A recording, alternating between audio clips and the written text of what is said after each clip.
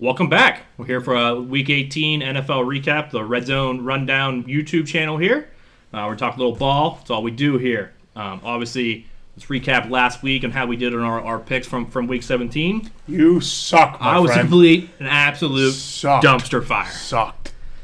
I can't say anything. I did pretty bad the first week, so I did worse. I'm glad to be on the winning side of things this time.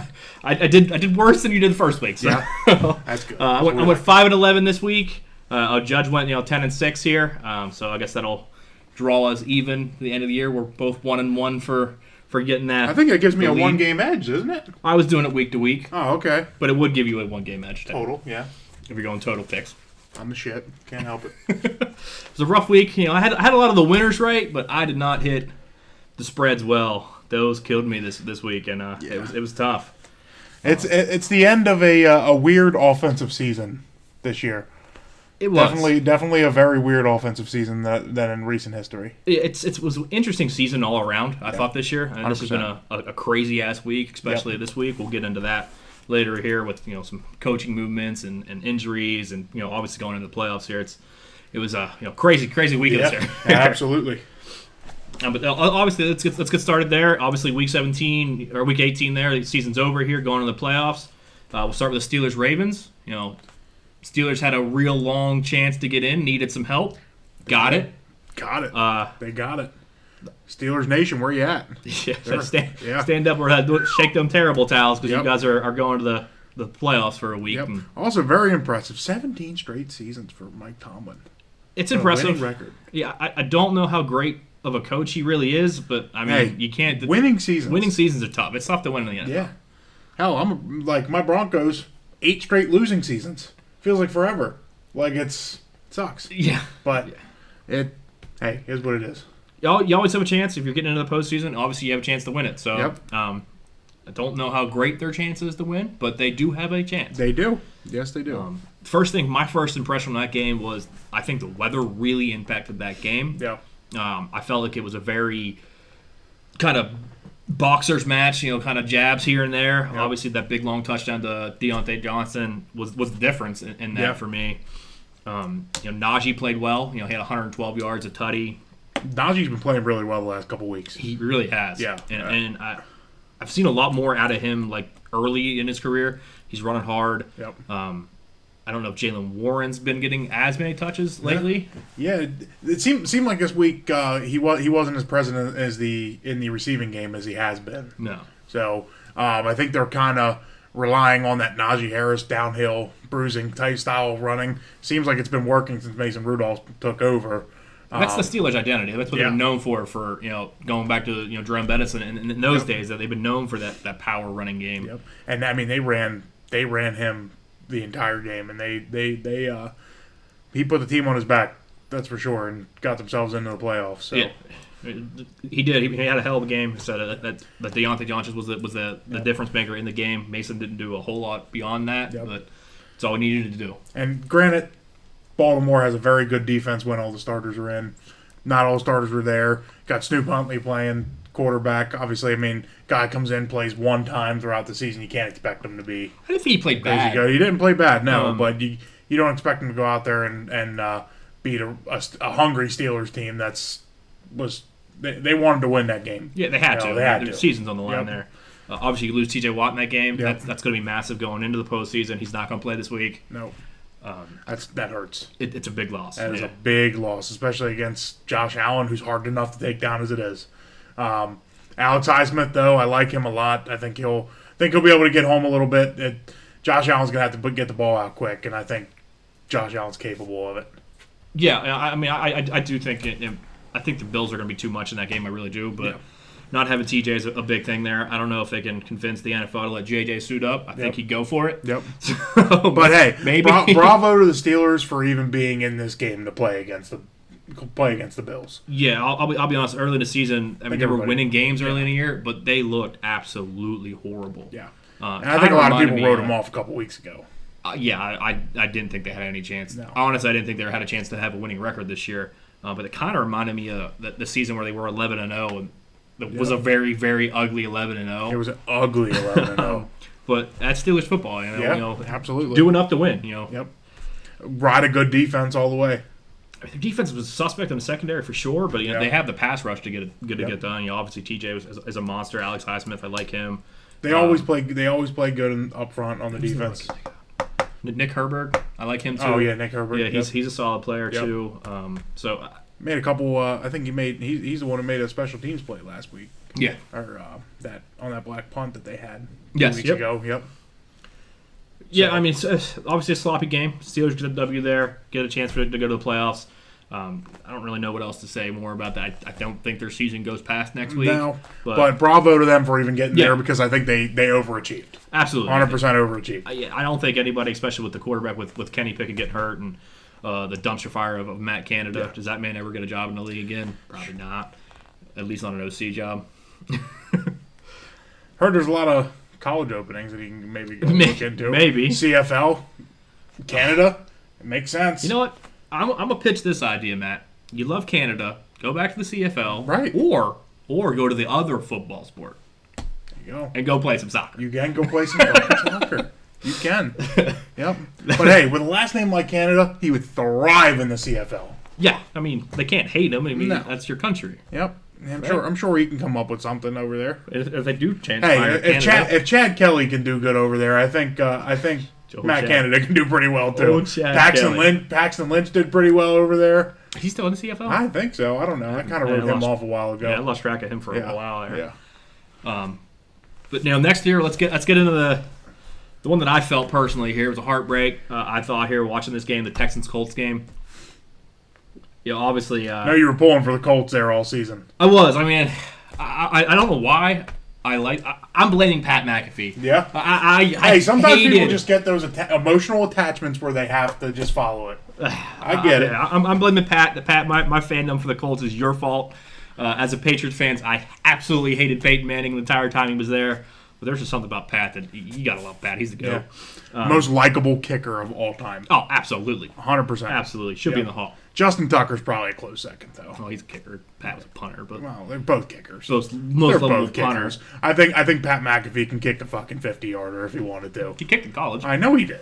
He got death threats in college, missing that kick the year that West Virginia was hellaciously good. But obviously C.J. Stroud played phenomenal in this game. First play of the game, that 75-yard tutty. It was beautiful a big blow. Ball. First offensive beautiful ball. Beautiful ball. Yeah, great route. Guy throws a nice ball. He does. Obviously, that rookie beats the rookie corner there for the long touchdown to start that off. Stroud ended up going 20 for 26, 264, 2 tuds, no picks. He played well. And my just takeaway from that, my major impressive with C.J. Stroud was him after that game. Yep. How great he was in that the interviews after the game. He was very humble, very very well spoken man. It's just a guy that you gotta like that. You gotta root for him. Yeah, you gotta root for him. I thought he was great after the game. Nico's a monster. Yeah. I think it's time that we stop sleeping on Nico as one of the most underrated receivers in the league. Yep. I mean, he went 9 for 195 and a tutty in this one, so I mean, he was a monster player in that game. Yeah, I like Nico Collins a lot. I think he's for Tank Dell being out, like he's really stepped up because Tank Dell. I mean, beginning of the season, C.J. Stroud and Tank Dell were on one. I mean, like Nico had a great year too. Yeah. So, but with Tank Dell being out, Nico Collins has really stepped up, coming off an injury too. Like he's stepped up big time. He's gonna be massive for them against the tough Browns defense this week. Yeah, I think he's definitely going to get fits. I mean, Denzel Ward's good, so I mean, I'm looking forward to that match. Is Denzel Ward? He's still questionable, right? I think he's questionable, but I think he'll probably. I mean, you kind of have to. Right? Yeah, he'll probably play in that one. But it'll be a good matchup there. Also, Jonathan Taylor, he ran like a man possessed in that, like old Jonathan Taylor. 188 yards, a touchdown there. I think we'll get back to that. I mean, he was dealing with a little bit of injuries this week. I think going in like that game just shows like he's still capable of being the guy. Oh yeah, 100%. I mean, he got paid to be the guy. I think he's been dealing with a little injury, but when it mattered, he played very well. What I don't understand from a running back perspective in that game is why was that running back on the field? Nothing against Tyler Goodson. I don't mind him as a player, right? But I mean, this guy. Tyler Goodson and him, he's been up and down all year. He's been on the practice squad, on the active roster for a couple weeks. He just came up to the active roster on December 19th, so he's been up here for a couple weeks, not real long. The guy has under 20 touches all season. He had 19 touches, 13 rushes, 6 catches all season. And your season's on the line. Yeah. I don't understand that, and I'm not taking away anything from him. And I understand, like, you have schemes in certain situations. You want certain people on the field in a third, fourth down situation late in the game. Of course, you're probably going to want to receive more of a receiving style back on the field. But what I don't understand is, in a situation like that important of a game, you win and you're in. Why aren't your best 11 people on the field? I mean, even if you're not going to put your best 11, if JT was dinged up or if he needed a breather, why is Zach Moss not on the field? Right. Yeah, I mean, like I said, nothing against Tyler. He's a good kid and everything, but I just don't understand the coaching move to have him out there. I mean, Gardner, not the best throw. No, not definitely not. But definitely a catchable ball, a ball that's caught 99% of the time in the league. Yep. Maybe he doesn't get upfield for a big gain. If he puts it on him, it's a big one. But it's a first down. It's a first down that drives moving. The clock's still ticking. They're in the red zone there. And only needing a touchdown and an extra point to win the game because the missed extra point for the Texans. Huge blown chance there. Yeah, absolutely. They had the game. It's a heartbreak for the Colts. I love Gardner Minshew. He's one of my favorite quarterbacks in the NFL. I was really hoping he'd get the win there and take the Colts into the playoffs. It would have been a hell of a story. It would have. I love Anthony Richardson, too. I think Anthony Richardson has a hell of a career ahead of him. But Gardner Minshew, I mean, you can't. I don't know how anybody can dislike the guy. No, I mean, he competes his butt off. No, like the guy is just awesome. And he's never been terrible. Even when he was in Jacksonville. Jacksonville was a decent team while he was there. Obviously, they lose. And I think when he came into the league, not a whole lot of people even knew who he was. No, outside of people that really look into the draft. I mean, he was a 7th round pick. Yeah, I mean, he was a late pick, late round pick there. And I mean, he doesn't look like a quarterback either. Like I don't think a lot of people. He looks like Rico from Uncle Rico. Yeah. But bet you I can throw a football over the mountains. And I feel like that's something he would say. Yeah, right. I 100%. I can 100% him. see Gardner Minshew wearing a rebel flag bandana with a wife beater on and jean shorts with a brewski Budweiser in his hand, walking out of his Airstream with a cigarette in his mouth, just saying, "I bet you I could throw a football over them mountains." Like the guy lives on the road and just has a guitar hanging around his back, like just probably lives in an Airstream. I feel like he'd be the happiest man alive. Yeah, I mean, absolutely. I see the exact same thing out of him. He looks like somebody who would just be an absolute phenomenal time out on the town, having a beer, having a couple of beers, some whiskeys, some with. Oh man, I think he would just be a absolute fantastic time. Yeah, like I said, he's probably one of my top 3. He's the best backup in the league, right? 100% best backup. In my opinion, best backup in the league. I mean, I think he probably is better than. I think right now, if Atlanta could have took Gardner Minshew, I think if you're talking top 32 quarterbacks in the league, Gardner Minshew's in top 32. I would agree. Yeah, and I mean, there's a lot of people that say that. I mean, like you got guys like Cam Newton and RG3 that like come out and say I'm top 32 quarterback in the league. Yeah. I don't agree with those, but I definitely agree that Gardner Minshew's a top 32 quarterback. I mean, you look at the bottom tier of quarterbacks this year. I mean, like is he the new Ryan Fitzpatrick? I'd be okay with that. I love Ryan Fitzpatrick. I do too. I love Ryan Fitzpatrick. If that guy wants to just go everywhere and just win wherever he goes, like he's gonna make a good living for himself just doing that. Yeah. And I feel like that's what he wants though. He's an adventurous guy. He likes to be free. Maybe he wants to be on a new team every year.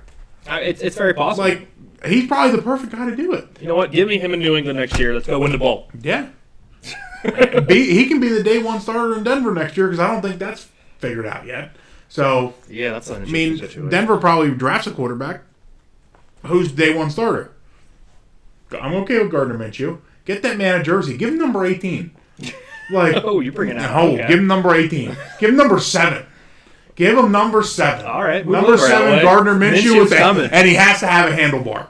Gotta have a handlebar. Yeah, you can't have Minshew without it. Gotta have a handlebar. Gotta have a stash at some point. Even though I think the greatest handlebar in the NFL will always be Joe Flacco.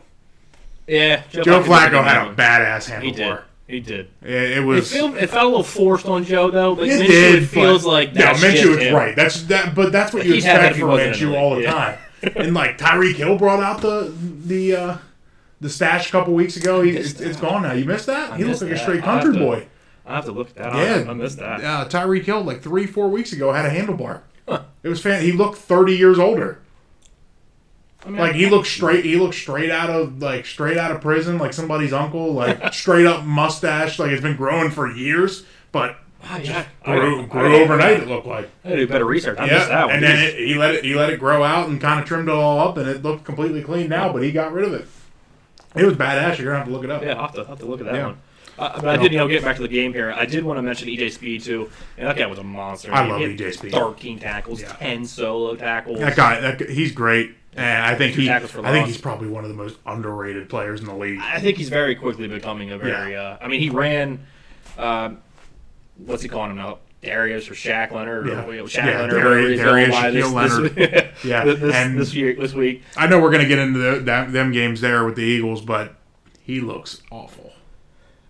He's just not. He's not the same guy at all. He doesn't have that twitchiness like he used to. And I don't know if he gave it all to EJ Speed because EJ Speed is twitchy as hell, and he's fast. He's probably one of the fastest middle linebackers in the league. They have a great linebacker tandem with him and Zaire. I love Zaire Franklin, and I really think this Texans Colts is going to be absolute barn burners for the next 10 to 15 years. Yeah. I think that division with those two teams and those young quarterbacks and the running backs and obviously the Colts are getting some receiving help and the Texans are ready to go and they have the right coaches. I really think those two teams are on the cusp of greatness. Yep, and I like to see this year's draft's going to be fun for those two teams because I like to see what kind of weapons they both get this year. I mean, the Colts. I mean, if you're the Colts, what's your biggest need on offense? Another receiver opposite of Michael Pittman, probably. Unless they're going to they have Josh Downs and Alec Pierce. Yeah, they have guys. Yeah, they have guys, but why not keep loading? I mean, you have a rookie quarterback that's only going to have six starts under his belt. Is that when he went out? How many games did Richardson play before he got hurt? 4 or 5. Yeah, so I mean, he's pretty much going to be a rookie quarterback coming back again. Why not load him up with some talent? The Texans are going to put as much talent around Stroud as they possibly can. I mean, Stroud. You can see what Stroud does with. I mean, I think the Texans personally go defense. Yeah, I mean, well, you have a defensive-minded head coach. They need a corner. Yeah, I'm just talking about longevity of the draft. I mean, obviously, it's a very deep receiver. D'Amico Ryans can spot talent, and they're going to look for as much defensive help as they can because that's probably the weaker. I mean, let's face it, that is the weaker spot of their defense. Will Anderson playing great. He's going to be a great player for the next 10 years. They got some good young pieces. Derek Stingley on that defense. Adding a corner opposite him is going to be huge. Both those teams are young and just loaded with talent. Yeah, if they can somehow get McKinstry from Alabama, that'd be a win for them. But I think McKinstry is gone a little bit before they're up because they're going to be picking bottom half of the draft. But it all depends on where they finish because I mean it's going to depend if they win this week, what kind of corner they want to. Yeah. I mean, this is a really good corner draft. I'm excited for that position group too when we get into it. Probably do DNs next week and corners probably the week after. So both very loaded. Deep. This is a very deep draft. Yeah, the DN one I'm excited because I think me and you are going to have some very different opinions. Probably. I can't wait to get into the trenches. We start talking offense and defensive line. It's my wheelhouse. That's where your wheelhouse. That's what I really like. I know you did a little bit of a deeper dive into the receivers than I have. But as far as the offensive and defensive line, there's a lot of guys I like. And the D line for sure. O-line, I'm not sure how great. I think there's a good solid couple solid first and second day guys. There's a couple gems on the day three list here. Really good interior class. I don't know. It's very I don't know how great it is on the out. No, the tackles outside of. I mean, you don't really have a lot of A guys outside of your top two and Alton Fashanu. Alt's a monster. J.C. Latham, I really like. I like J.C. Latham. I'd like to see J.C. Latham a guard. I think he's a little slow to be a guard, but I like J.C. Latham. I think he'd probably benefit to bumping inside, but my favorite offensive lineman, we'll get in this when we start talking about Joe Alt, 100%.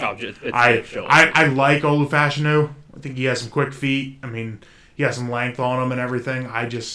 I watched way too many Penn State games this year where I was just very... Didn't play a whole lot this year. No, but every time I watched him, I was just like... Joe Alt, to me, is the top tackle in the draft. And I think it's very, very clear. Like Joe Alt is like he's gonna if he falls somewhere if he ends up in New York with the Jets or the Giants. Like, they're going to love him. I think if he ends up with the Giants, it's a great fit for him. Because I don't think he falls to the Jets. But the Jets are praying to God. Yeah, the Jets are hoping to the gods that he does. But I think the realistic spot for Alt is going to be the Giants or Tennessee. Picking there early. I mean, with Tennessee's at 7, the Giants are at 6. Yeah, so it's very possible. Yeah, I think Joe Alt, and I don't want to give the guy some big comparisons here, but I see a lot of Joe Thomas in this game. Honestly, what I was thinking of. Yeah, and as far as longevity and stuff too, changing a franchise, not very many offensive tackles can change a franchise like Joe Thomas did. Like Joe Thomas was there. I mean, they didn't. He was that franchise. He was the franchise. Like they had nobody else for how many years? And I think Joe Alt, especially the Giants. The Giants have had some struggles on the offensive line, like missing on picks. Like they picked Evan Neal last year. Looks like a miss. Like Evan Neal is just not performing. Yeah. I mean, he's playing the right side of the line, and he's not performing nearly as well as what they were hoping. Andrew Thomas is playing very well. I think in the perfect scenario there in New York, Andrew Thomas bumps to the right. Joe Alt is the left tackle for the next 10 years. I mean, they're going to be probably in a rebuild mode here again. I think the Giants are going to figure out what they want to be. Yeah, I don't think they know that. Yeah. That's the Giants definitely don't know what they want.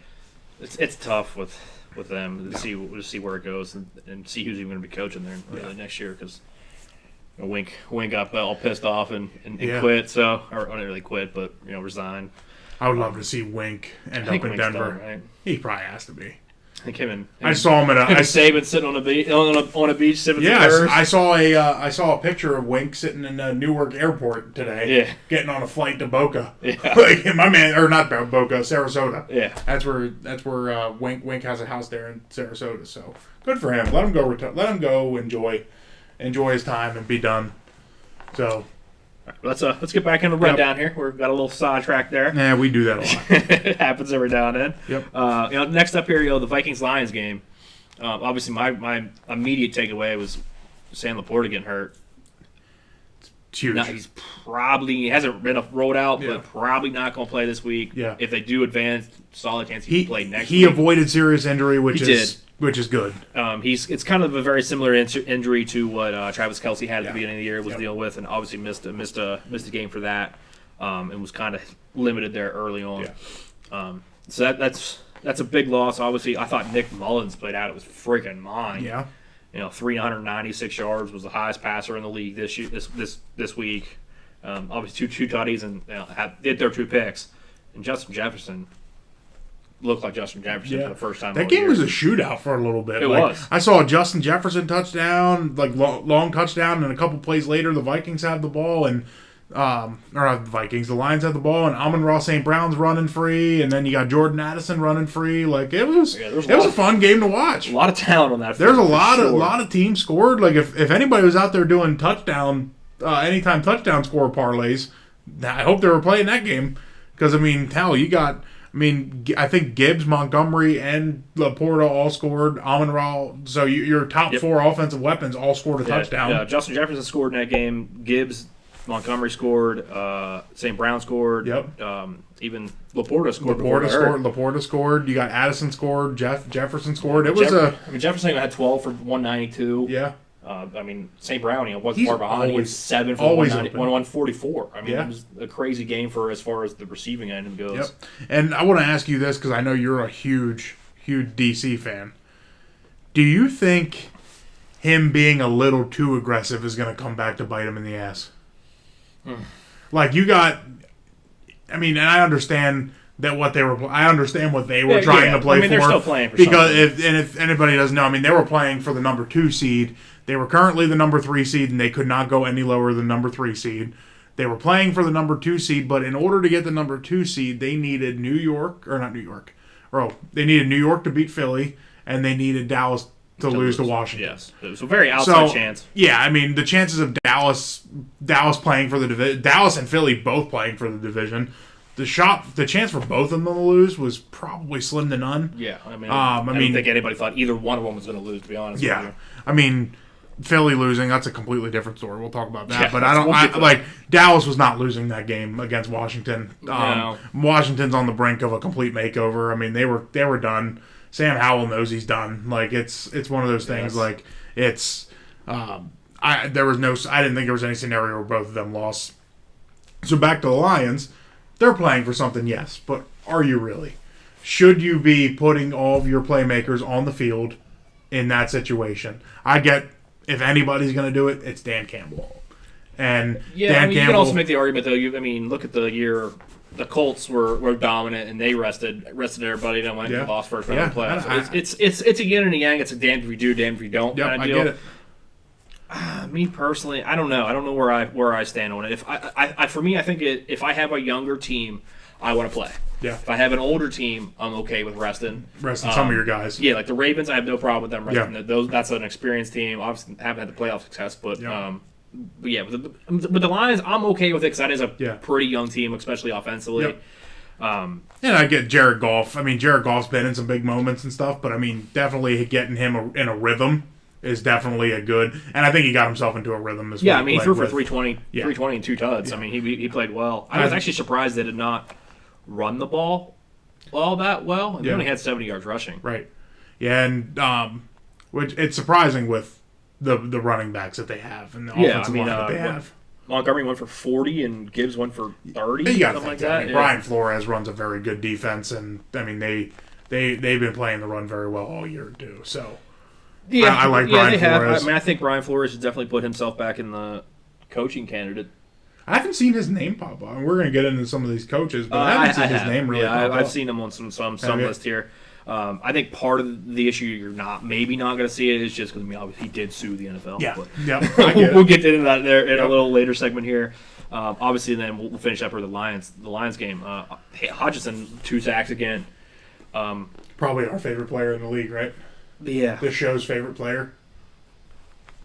I'm a big Max Crosby fan too. You're not, so we differ on that. The one we agree upon, yeah, probably. You see the sweatshirt I'm wearing? I have my reasons. Yeah, I get it. My reasons. I get it. I do love Hutch though. As far as both of our mutual opinions, it's probably Hutch. Yeah. I was a little surprised though when I actually started looking into this whole season here. He only has 11.5 sacks, 5 of which in the last 2 weeks. Yeah. So I mean, he's definitely turned it up for going into the postseason. So I mean, he's definitely played the run. He's played the run extremely well this year. He has, and they don't really have another guy opposite of him. He's proved that he can play the run very well, and he's an all-around defensive. Yeah, he is. He's an every down guy. Kaminsky's played very well opposite of him. I mean, he's not a big name, but Kaminsky's played very well. He's played decent. And, I mean, obviously Hutch is still getting doubled most games. He's still a little raw. And he obviously has that inside spin that he loves. It's his go-to move. He does need to develop something else off of that to really become an absolutely elite pass rusher for me. But he's definitely has all the physical talent to be it. Yep. I think he'll be a great player. The Lions are going to be tough to beat for sure. Obviously, Sam probably not going to play this week. He just fits their identity of what Dan Campbell wants. Like, if you look at across the board of what Dan Campbell wants in his team, Aiden Hutchinson is the epitome of that. Like, he just fits it. Like, he just fits everything that Dan Campbell wants. Dan definitely has an ideal player, and he's done almost a perfect job. It's almost like he's in college recruiting these guys, and these are the guys that I want in this position. And he's definitely built that team phenomenally. And I'm excited to see what he does. Just on the Lions and on Dan Campbell here for one more. There was a thing I saw this week when he was playing, and how there was, I guess, an interview that he did that somebody asked him, "Why are you so aggressive? Like, do you really think being this aggressive is?" I mean, because Dan Campbell goes for it on 4th and wherever the fuck he feels big old like balls. it. Yeah, that dude got fucking balls of steel, and I don't know how the hell he walks around on the sideline with them fucking things. Clank. Yeah, but I tell you, so there was an interview, and somebody asked him why, pretty much why are you as aggressive as you are, and he pretty much he summed it up really well, and I really like this about him is if we go for it in these situations all year round, and I get my guys on board with hey, this is what we're gonna do, and this is how we want to be. If we do this all year and we do it well, when it comes down to fucking playoffs and crunch time and we need it, we're gonna be fucking ready for it. You're gonna be prepared for it. We've been in this moment. He's gonna be prepared for it, and I mean, you're looking. I the Lions are going to be in the NFC Chip game, in my opinion. I think the Lions have the hardest. I think the Lions have a really hard matchup this week because I think me and you talked about this on the show a couple weeks ago. The Rams are not a team I want to play right now. Like Matt Stafford with the experience he has. McVay's one of the best coaches in the league. Obviously, Puka broke the record. Puka. You have Kyron Williams playing like a man possessed. We didn't even say Cooper Kupp. Jesus Cooper Christ. Kupp, and then you can't forget about big number 99 on the defense. So the Rams are definitely not a team. They play in a pretty difficult division. So I mean, like their record doesn't show how good they are, and they did deal with some injuries earlier in the season. Cooper Kupp played half the games. Yeah. Kyron Williams only played, I think, 5-6 games in the regular season. No, he played 12. Did he play 12? Did he play more than that? He played 13. Yeah, he missed 4 weeks. Probably only 5-6 meaningful ones, right? Where he was just going off. Like he really started the ball at the end of the season here, and he's very very good, and it's going to be tough because the Lions defense has shown some vulnerability this year. You can move the ball on them. Yeah, you can. I can easily see that game becoming a 35-31 game. Yeah, Hutch is going to have make a couple plays. Yeah. And I think if Hutch doesn't have a sack or two, it's going to be tough for the Lions, and they have to be big time sacks. Yeah. Which Hutch seems to have the big time sacks, but maybe a turnover or so. Yeah. But yeah, it's I think that's going to be a higher scoring game. Yeah. And we'll get into some of these games like coming up this week, but I'll just let everybody know that's my game of the week. 100% my game of the week. I think that's the biggest game of the week. Matt Stafford turning, going back to Detroit. The storylines this week in the NFL. You can't tell me it's not scripted, right? I don't want to say it is. Yeah, I've been real big against it, but I'm looking at it, it's like, Jesus. How? Yeah, like we'll talk about it when we get into it. There's a lot of it's them. like it couldn't have worked up any more perfect. Yeah. And even if you look at it, I don't know if the NFL could write a script as good as this one. No, that's my only it's almost too fucking it's too good. Like the NFL ain't that fucking smart. Yeah. There's a bunch of money involved. But I mean, even if you go like you get past these first rounders, if certain teams win, even the second round has implications. Like, could you imagine if Joe Flacco wins and has to go play in Baltimore? That'd be crazy. Like, Joe Flacco going back to the team he won a fucking Super Bowl with. Like, hi, guys. Like, I just want to see him go to the Steelers next year and just complete the whole... Yeah, the whole division. Yeah. He didn't play for the Bengals, did he? He needs to go to the Bengals, too, doesn't he? No, he didn't play for the Bengals. I have to double check. I don't think he did. He played for the Broncos. I forgot that. He played for the Jets. We'll get back to that. But let's get into the next game here. The dumpster fire that is Clown Town down there in Jacksonville. Oh, yeah. Jacksonville Jaguars. What are y'all doing, man? It's Sucked. And I'm a very, very big Trevor Lawrence fan. I always have been since he's coming out of high school. I liked him coming out of high school. He's the number one player coming out of high school, out of Cartersville. Ends up going to Clemson. Ends up taking over at Clemson freshman year, and just never looked back. Won a national championship. Had the opportunity. Everywhere he's been, except for he's literally won. He didn't lose a regular season game until he got to the NFL. Like. It's crazy. Like the guy is just unreal. He never lost a regular season game in Clemson. Never lost a regular season game in high school as a starter. Like the guy was not played in, so he doesn't need to play for two. Yeah, I figured. Yeah, he got two more teams. Yeah. But yeah, I'm a massive Trevor Lawrence fan. I take him on my team in a heartbeat. I don't know. Definitely, he's shown some weaknesses here in the league, and I think his biggest weakness that he's shown is he just does not have that it factor. It seems like it seems like in the big moment when his team needs him, and you can just look at just that one drive, where he needs to go down the field and score. They're down 8 points against the worst team in the division that's getting ready to do a full rebuild, and he just completely. I mean, they're throwing out routes and he's missing it. He's throwing the ball in the stands. Yeah. And I understand he's playing hurt. I get it. But 14 picks this year, though. Need... And 2 in the game. 2 in a must-have game. Kobe Bryant made 2 free throws with a torn Achilles. That's true. You're telling me you can't throw a fucking out route that you've thrown 1 million times before? Like, that's Trevor Lawrence's favorite route to throw. And, like, believe me, I've been a big fan of this guy's forever. He's one of my favorite quarterbacks in the league. And I just don't think he has. I just don't think he has that it factor. I mean, he can be a serviceable quarterback in the league. He just hasn't proved that he can be a top tier elite guy, that what he was expected to be. I mean, he was the number one pick. He was the hands down bona fide number one pick. He was the Bo Callahan.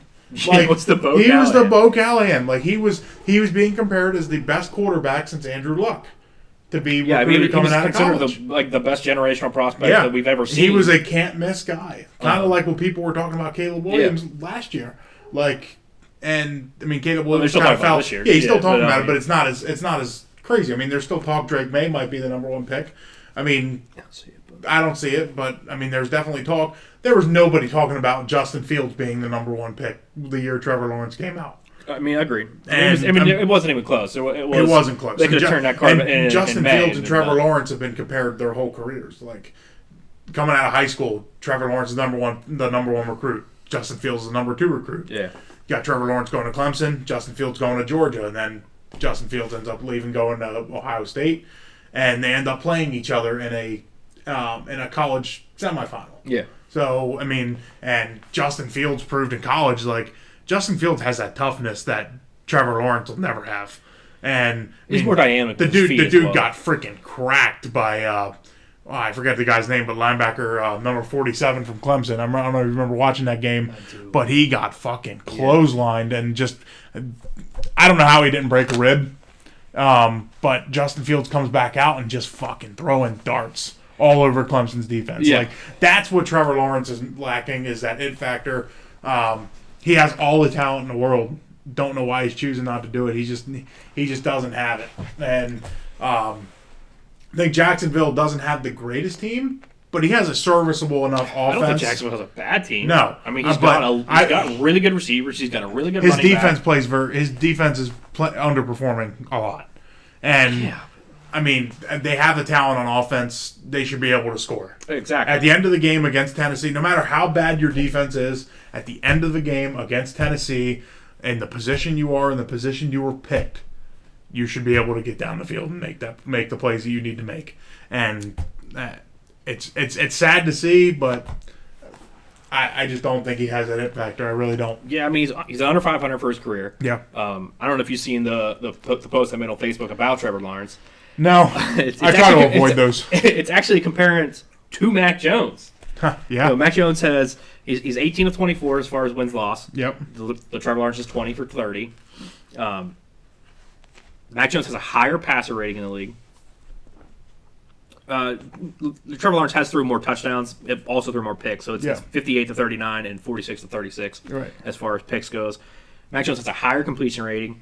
Trevor Lawrence does average more yards per game, but Mac Jones actually throws the ball farther down the field as well. Yeah. So it's a pretty crazy comparison. When you think about Mac Jones is probably out of job. Yeah. I would be absolutely shocked. Mac Jones will be a serviceable backup. Yeah, Mac Jones will be the new backup of the San Francisco 49ers next year. That would be a great spot for him. Yeah, 100%. The spot he should have been in the first place. But then you look at that comparison. The one guy's getting run out of town, and we're talking about being a backup for the rest of his career.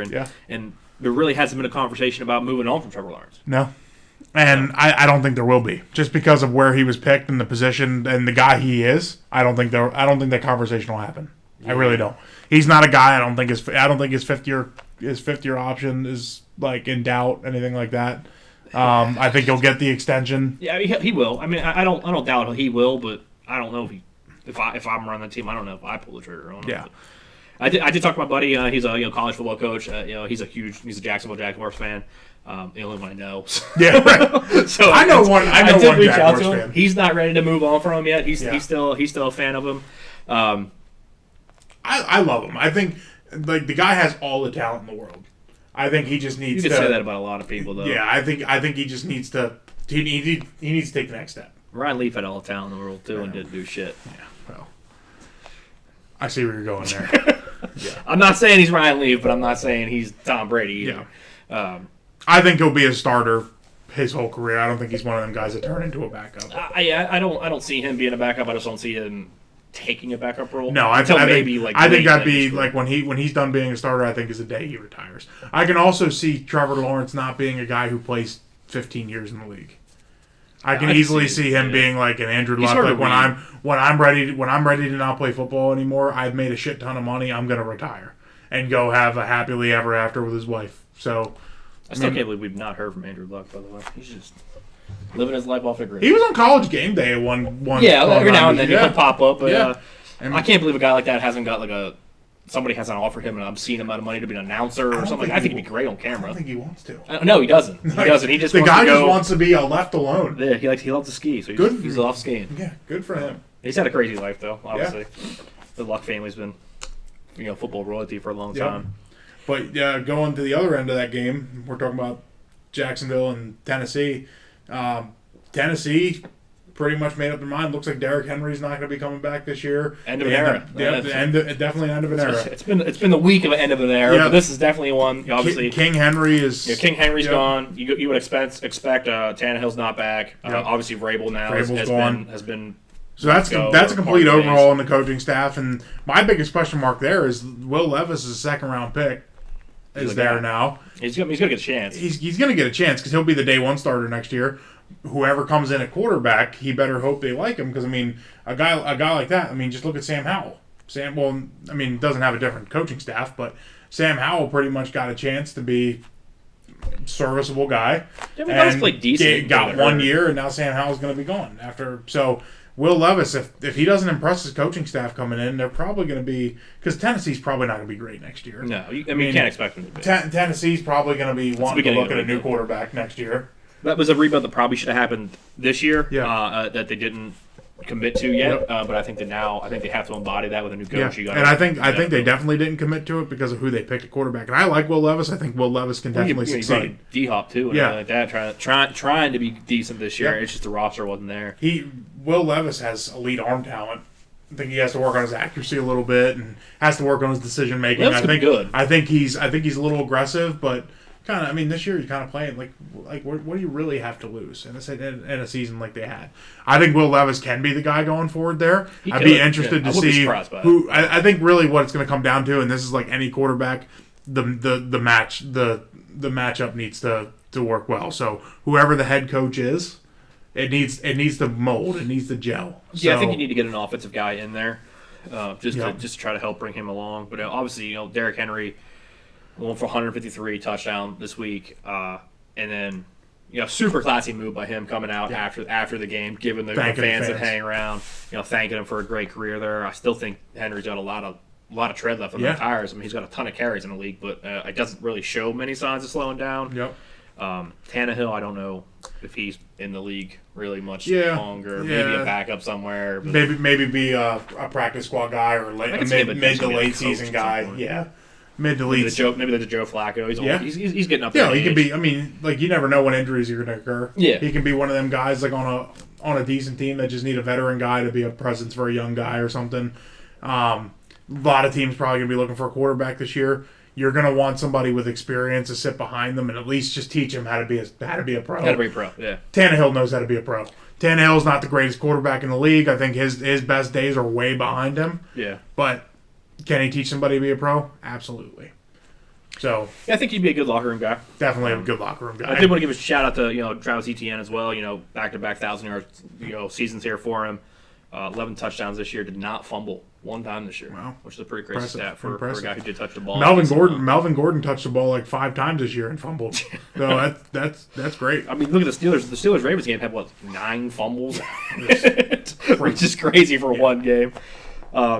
But let's wrap up there. Obviously, the Titans get that W. The Jags find a way to not win that division. Yeah. 4 weeks ago, I don't think there was anybody anywhere you could have found them to not win that division, let alone not win the division and miss the postseason. So and you have the young Houston Texans it's hosting not a great playoff look for game. The Jags. No, definitely not. Does Peterson get fired there? He hasn't yet. I don't think he will. I think they'll give him one more season. If he has another dumpster fire season, they're going to. If he's definitely on the hot seat if he doesn't get fired, and if they don't go to the postseason, he's definitely gone next year. And then let's talk to the other dumpster fire game from last week, the Eagles Giants game, and a game that I did not see going the way it did. Obviously, the Eagles did elect to play their starters in hopes of trying to get to the division crown there, and it backfired massively. Win. All they had to do was win. All they had to do was And they win. needed some help. Dallas had to lose too, but You just got to win. You got to do your part. You got to win. You know what I mean? Yeah, and I did listen to Jason Kelce kind of said that they weren't really so much worried about winning the division. They were literally looking just to play good football.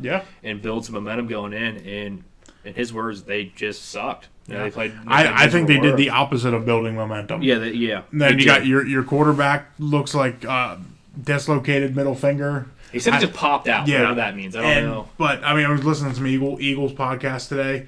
He hasn't thrown a football yet this week. All week. No. So A.J. Brown, I mean, he's probably still up in the air. Devontae Smith was battling an injury. I mean, they're not. Sidney Brown got hurt as well. Yeah. It was definitely a costly game as far as. Definitely thought Brown tore his ACL. Glad he didn't. It looked bad. It looked very bad. Like he was we all know how MetLife Stadium's field is. Shitty field. And, I mean, it happens. It happens almost every week. Somebody tears something on that damn field. And it definitely wasn't a good look for them. It's not a good look for Sirianni. It looks like Sirianni's starting to lose that team a little bit. Hoping they can get some of their veteran guys together and start to do something this week. His seat, I think, getting a little warm, too. Yeah. I wouldn't say he's on the hot seat, but I think Sirianni's seat should have been getting hot last year. I don't. We've talked about this before. It's tough. I mean, they won 11 games. They're going to the postseason. It's tough to move on from a coach like that. Yeah, I understand that 100%. But like, you got to realize too, like the Eagles have probably the second best roster in all of football. I think they're the best roster in the league. You think? I think San Francisco has a better roster personally, but they're close for me. But I like the Eagles defense better than I like the Niners. And I mean, the Eagles defense is very, very underperforming. I think Hurts is better than Purdy. Yeah. And I mean, like I said, I think they have the second best roster in the league. I think they have the best offensive line in the league. I think they should have the best defensive line in the league. Don't know what's going on there. Like Jordan Davis looks completely 7 Pro Bowlers on that roster this year. And I mean, the entire offensive line is a Pro Bowl or a Pro Bowl alternate, which is crazy. Yeah. But you look at their defense. I mean, Jordan Davis looks completely out of shape. Like he's struggling. He's struggling. Just I mean, the only person that people on that line are really doing something decent is Hassan Reddick and Jalen Carter's. Jalen Carter's probably the rookie of the year on defense.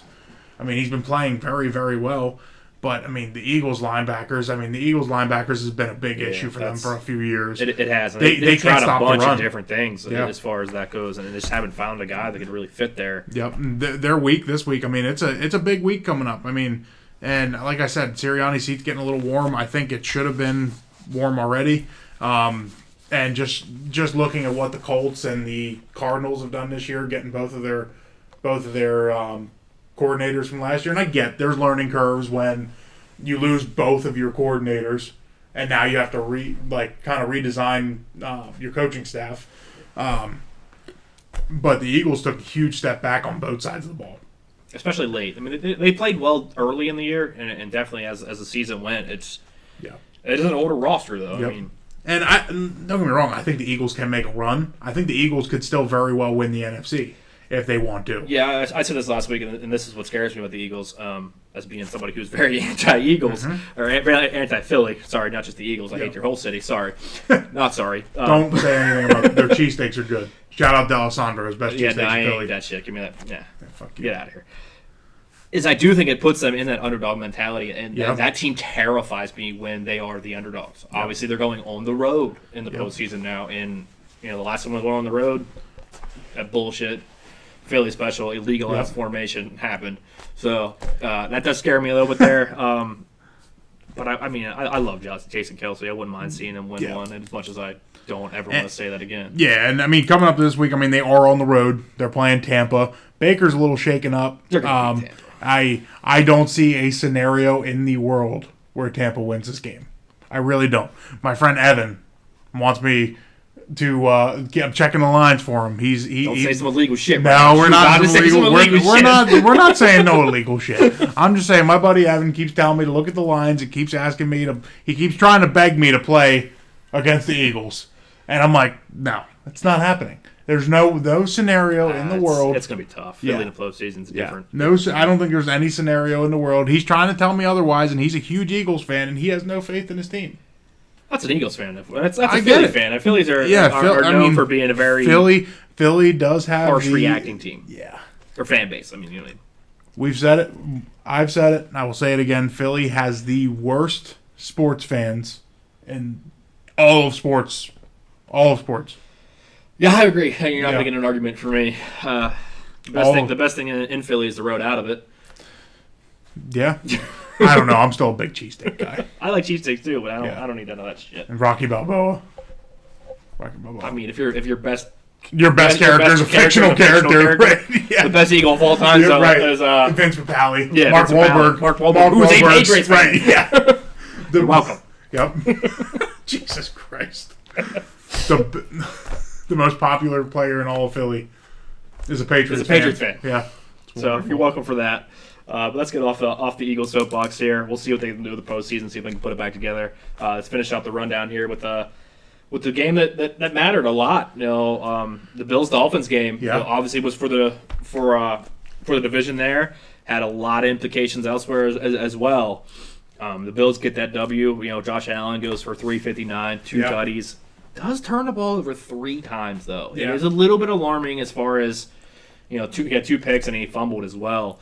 You got to do better on that. Yeah. And I think that my biggest takeaway from this game is they have got to get back to James Cook running that football. Yeah.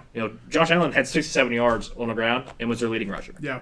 I think a problem is they've been trying to throw him the ball a little bit too much, and James Cook is he can't catch all that well. I mean, he can catch when he's sometimes, not but as far as that goes. No, he can't. But he's not going to catch every ball he throws away. I mean, he dropped a wide open pass at the end of the half in the end zone, and I mean, we're talking like just watching how they run the ball. They run the ball very efficiently with him, because Josh Allen's very aggressive, and Josh Allen is going to throw down the field. It opens up a lot of running lanes for James Cook.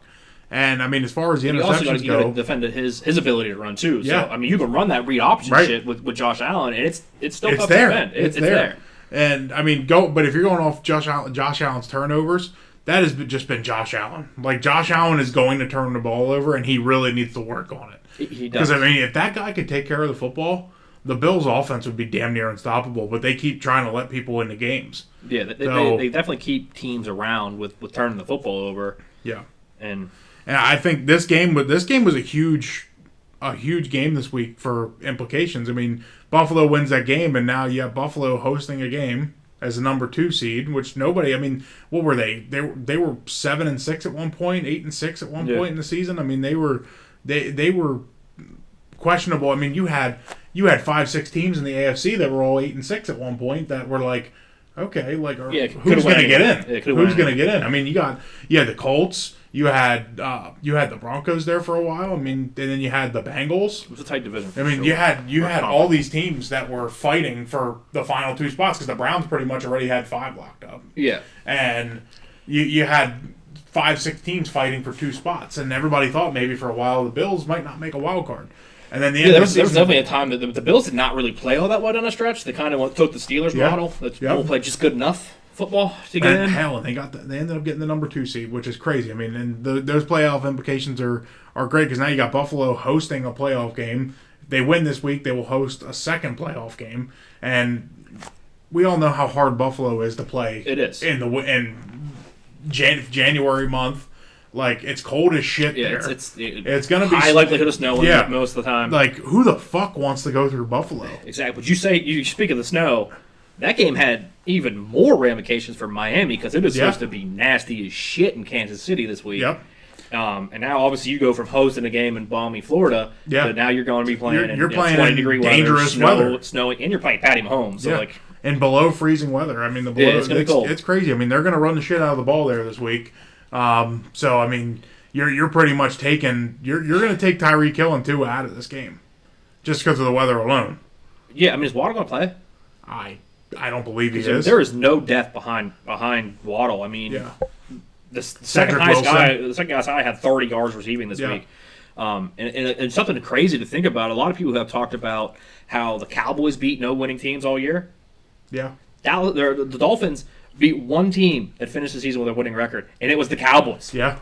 It's crazy that you won 11 games and you did not beat a single team with a winning record except for the Cowboys, who also barely beat anybody with a winning record. I agree. So I mean, I think it just shows to. I mean, I haven't always been the biggest Tua fan, and I think 2 picks tonight. This yeah, week, I think he's kind of one. It seems like he hasn't really lived up to the big moments in the NFL either. I really would have loved to see Justin Herbert there in Miami, but how the Dolphins wanted Tua, so I mean, that's a team that's a track team for sure. Yeah. But I thought with the Dolphins too. I mean, they averaged 5.4 yards a carry, and it only ran the ball 20 times. If you're averaging 5 yards a carry, they should be run the damn ball more. That ball needs to be in A-Chain's hands a little bit more. Now you got Raheem Mostert coming back this week. Mostert's coming back this week, but I mean A-Chain needs to get involved when Mostert's on the field, or when Mostert's put them both on the field. Yeah, I mean, and it works when they are both on the field. It works. You throw A-Chain in motion, and you have a triple option there. That team runs so much motion. Which I love it. I mean, that's the Kyle Shanahan tree. Yeah, Mike McDaniel's coming right out of the Shanahan tree. I mean, if you look at every coach in the league that come from the Shanahan train or the Shanahan tree, they all do it. McVay does it. You got Matt LaFleur. LaFleur does it. You have it's an effective Shanahan does it. You got Miami with Mike McDaniel doing it. I mean, it works, and all those offenses play very well. So. Yeah, Tyreek had a decent game. 7 for 82 and a touchdown. That's not a vintage Tyreek Hill game. You know what I mean? Like if Tyreek's only going to get 80 yards and a touchdown on it, I'll take that every day. And any team in the league should be happy if Tyreek Hill gets 80 yards and isn't burning them down the field every single drive. He's a guy who easily can put 200 on. He's flipping the field position every time. Yeah, he gets open 30, 40 yards. If a receiver's going to go for 2,000, I think it's the only one who was ever going to do it is Tyreek. Yeah. Until we go to a 28-game schedule in 4 years or whatever. But he finished short of 1,800, I believe. It was 17. And everybody thought for sure he was going to get. Everybody thought for sure he's going to break 2,000. Record. Yeah, and it's never happened. Nobody's ever went over 2,000 for receiving yards. Yeah. So it's crazy there. But yeah, we'll see. I don't know what the Dolphins are. Yeah. I don't. They're really good against bad teams. Yep. They reminded me of the Cowboys. Yeah. I feel that they are the Cowboys, and I don't know what the Cowboys are. Yeah, I definitely think this is the end of the road for the Dolphins. Speaking of, I do want to say something about the Cowboys. I've been kind of going after a couple fans on the old Facebook. I saw that you were a little feisty today. Did Dez catch that ball? We're going back a couple years. Yes. Dez against the Packers. You're going yes? Yes. No, not a chance. In today's game, yes. Depends on who's calling it. Well, if Brad Allen's calling it, it's definitely not. Well, in today's game, I think there's a chance he caught it. In the rules back in the day, during that game, you had to survive the ground. Yep. Did not survive the ground. Ball hits the ground. Incomplete pass. Eat my nuts. Facebook. Yeah. It's all. We all know a catch is just discretion of the referee. It is. What it's called on the field is a very big thing too, because the obvious rule. I mean, the rule in the NFL, if it's not obvious to overturn, they're not going to overturn it, and that saves a lot of people sometimes when the ruling on the field is huge, and not a lot of people realize that. Like, if the call is too close to call, it's going whatever the fuck they called on the field. Yeah, whether or not you think it is this, you lean more that way. The call on the field matters. Yeah. That was called a catch on the field and was then reviewed and overturned. But yeah, that's a catch probably in today's game, but it's not a catch. Probably. Because the survive the ground rule. The game has changed too a little bit. Yeah, it's changed. The game's changed a lot. And Cowboy fans, get over it. If anybody wants the bitch, Calvin Johnson's caught that ball in that end zone in 2010 and was literally getting up from it and just put the ball on the ground and dropped it, and they called that an incomplete pass. That was a catch. Des Bryant, not a catch. I have spoken. Congratulations. You feel better now? I do. Good. I had a good time. Sorry to everybody on Facebook that got yelled at today. Shit. I like talking shit. We can talk shit all day. That'll do it for last week's games, obviously, here. Let's take a look at, going ahead here, going into the end zone here for the Super Bowl and who's going to get there. Starts this week. Obviously, first up, we get to, We got to do our picks here while we're doing this here, too? I mean, we can. Yeah, let's talk about our picks. Yeah, we can we're going to go through. We're going to talk about these games this week. Get our picks. Get these spreads pulled up here, and see if there's anything kind of out of the ordinary. Like, do you think everything's right? Not in the right order. Okay. That's all right. First off here, obviously the first game this week is Cleveland at the Houston Texans. Yep. Texans are 2.5-point underdogs at home. Yeah, and I mean that seems about right. I mean, The Browns have a better defense. The Browns have had top defense in the league all year. C.J. Stroud has played very well. I want to see how Joe Flacco comes out and plays in Houston. I mean, if anybody is prepared for this moment, it's Joe Flacco. Did resting him help or hurt? Do you think? I mean, he didn't play a ton of football this year. I think it hurts him ultimately. I think I would like to see him go out there and play a couple drives last week, just to get reps. I mean, he doesn't have a whole lot of reps this year. No, he hasn't played a whole lot of football. Yeah. But I mean, if anybody like Joe Flacco, I mean, he has absolutely nothing to lose.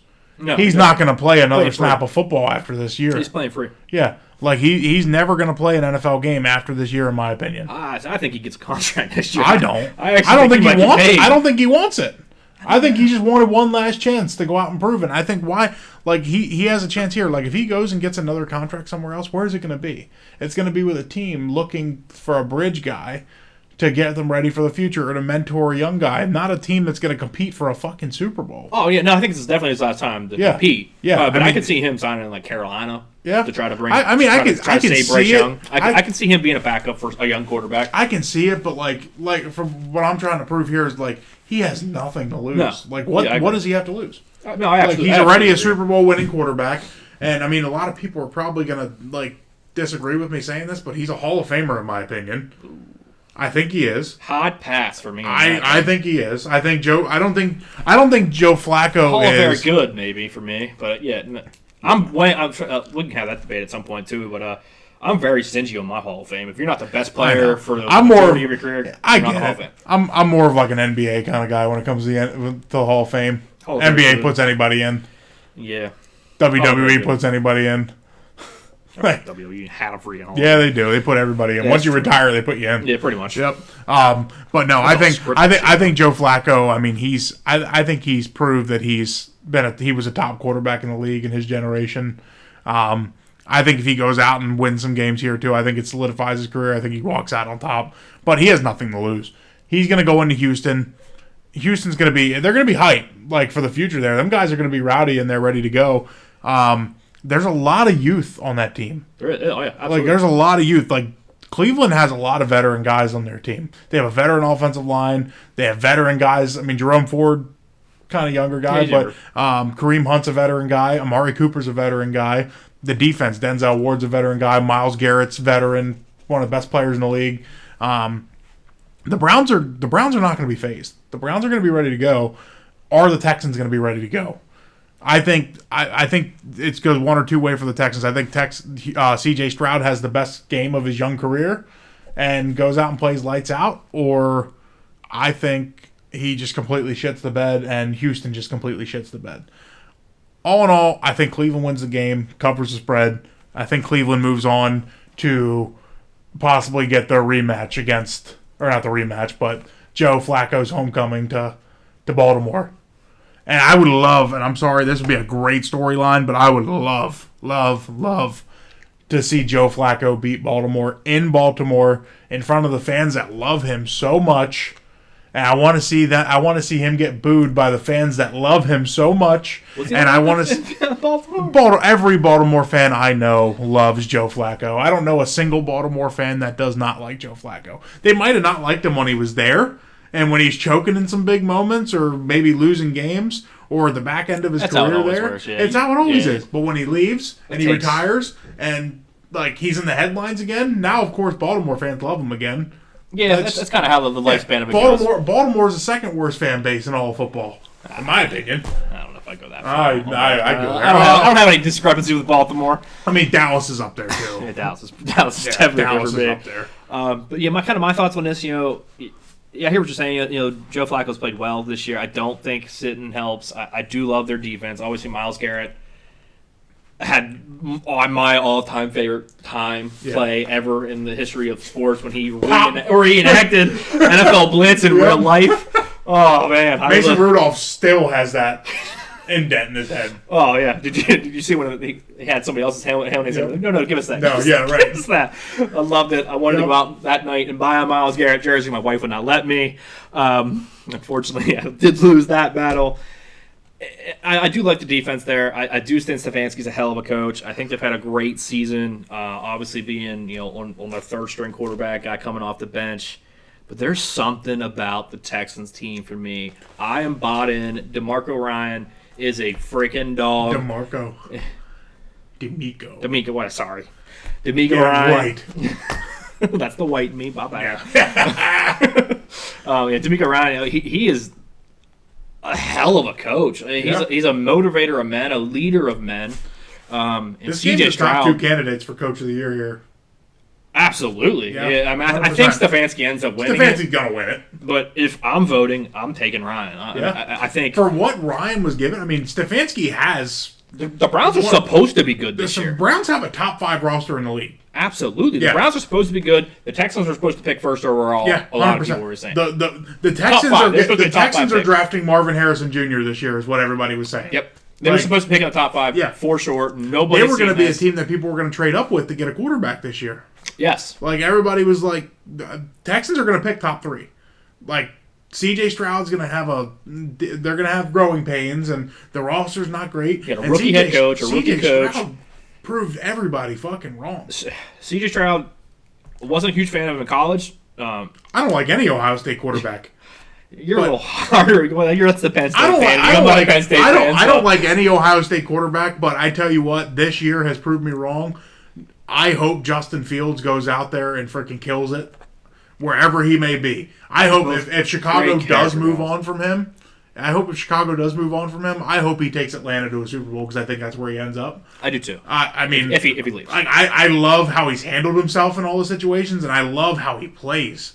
Like, the dude is just fucking tough. Yeah, and CJ Stroud, I mean, being the second pick and then showing, like, doing what he did in Houston and then watching how Carolina just completely fucking imploded.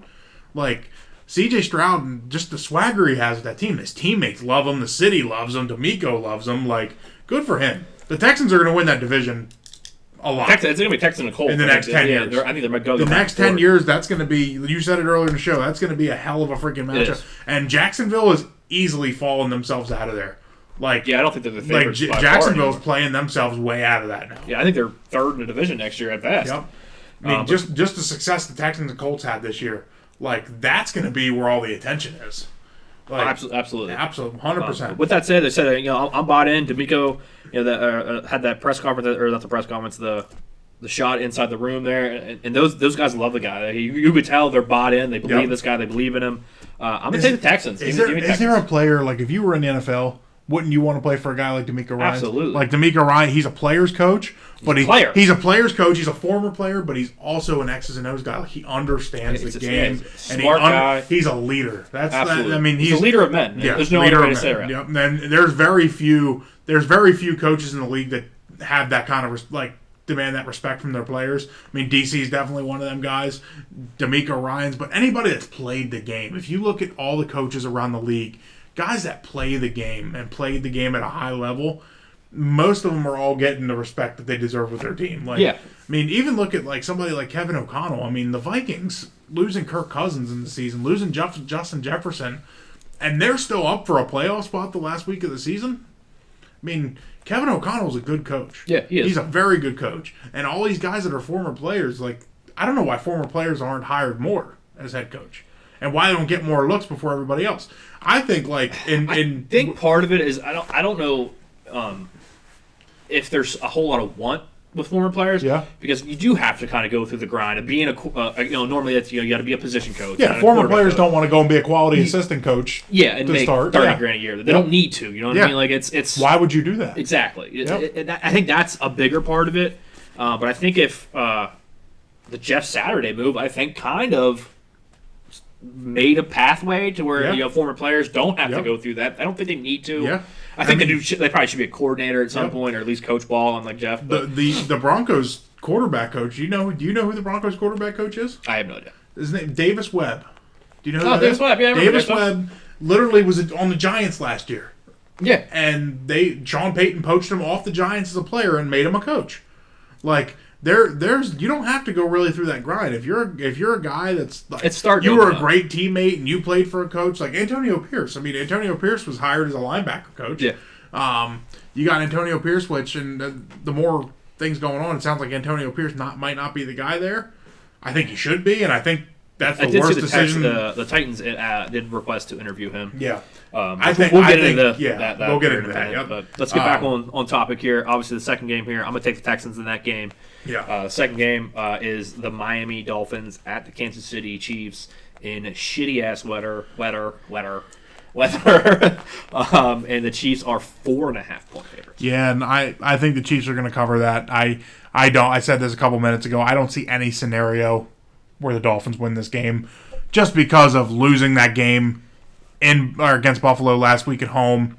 I think that that's not a good way to start your playoff run. Tough. Like you're last week of the season, you could be the number 2 seed hosting Pittsburgh right now, but instead you're going to be going on the road to play in negative temperatures against Kansas City in the snow against a quarterback who's more than capable of beating you in the snow and a team that's more designed to play in the snow. And you guys are a bunch of Miami boys, and you're going to go play in Kansas City. They really are a bunch of Florida boys from growing up. Yep. I don't see any scenario where the Dolphins win this game. I just don't. I think the Chiefs win this one easily. I think the Chiefs are probably a 10-point favorite, in my opinion. Yeah, I mean, I can't say I don't see any scenario with it just because of the speed of Miami, but I think that the cold weather and the snow is going to slow them down a little bit. Yeah. I said a couple weeks ago, the loss of Bradley Chubb is massive for me. I don't think the defense can hold up to Kansas City. Yep. Just breaking it down position by position. I like Mahomes better. Mahomes is a better quarterback than Tua. Andy Reid's a better coach than Mike Daniels. I don't think Mike Daniels is a bad coach, but Andy Reid's one of the best all time. Yeah, he's now the oldest coach in the NFL right now. He is the new oldest coach in the NFL. He is, and Patrick Mahomes is the most talented quarterback we've ever seen. Yeah, 100%. You can like him, hate him, but you have to respect. He's the best quarterback of this generation. He's the most talented quarterback. I'm not saying he's the greatest quarterback of all time, but talented. He's the most talented quarterback that we've ever seen. Nobody ever had the arm talent, the ability to move. He moves well. He's a smart guy. His wife sucks. Not his fault. I mean, kind of his fault. Bad judgment. Bad judgment. As far as that goes.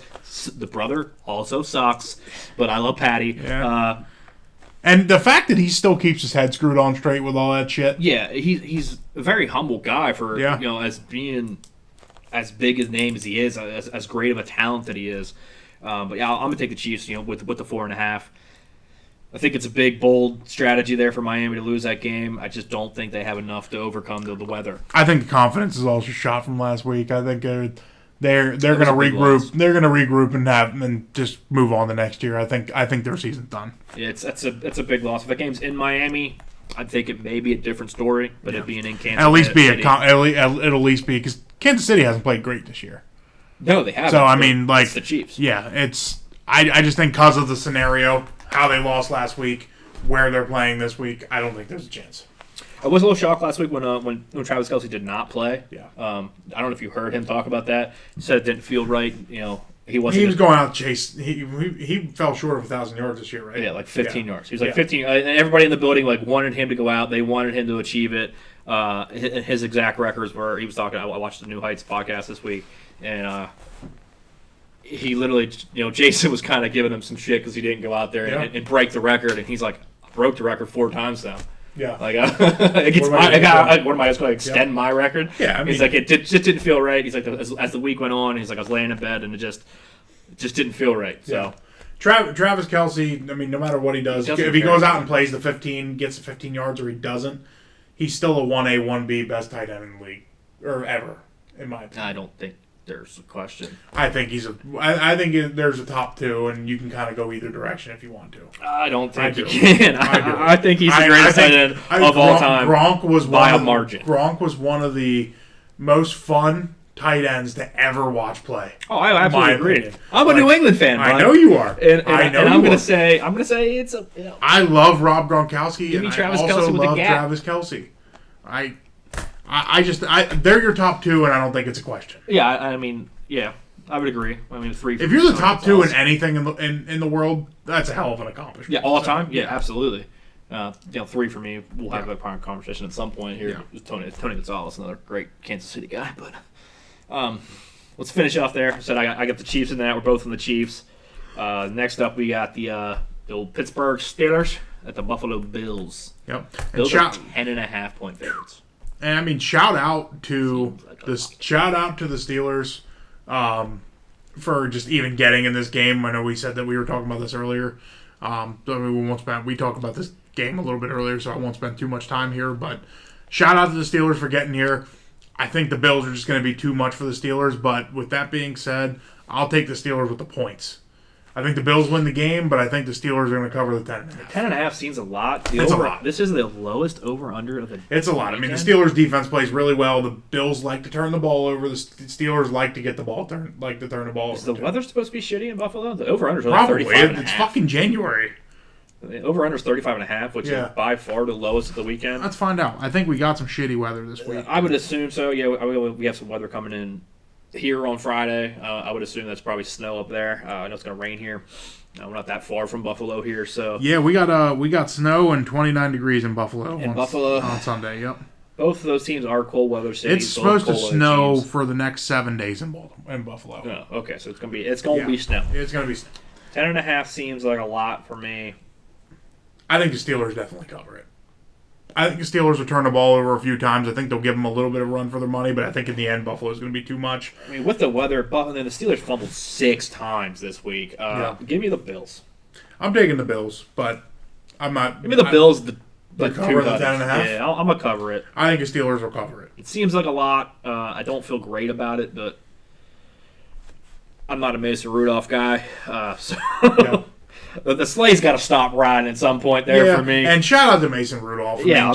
Sticking around that team for so long, and hated that man. Yeah, and he finally gets his chance, and he's so damn humble about it. Like he's just playing football. Yeah, I don't think he has a lot of talent, but I like him as a person. I don't think he has a lot of talent. Real quick, but what does it say about Kenny Pickett? I don't know. They really have no. I mean, I understand they're going with the hot hand, but like, it's you tough, you also man. you have no faith in the guy you picked with the number 1 pick. Well, first pick, not number 1. Well, your number 1 pick.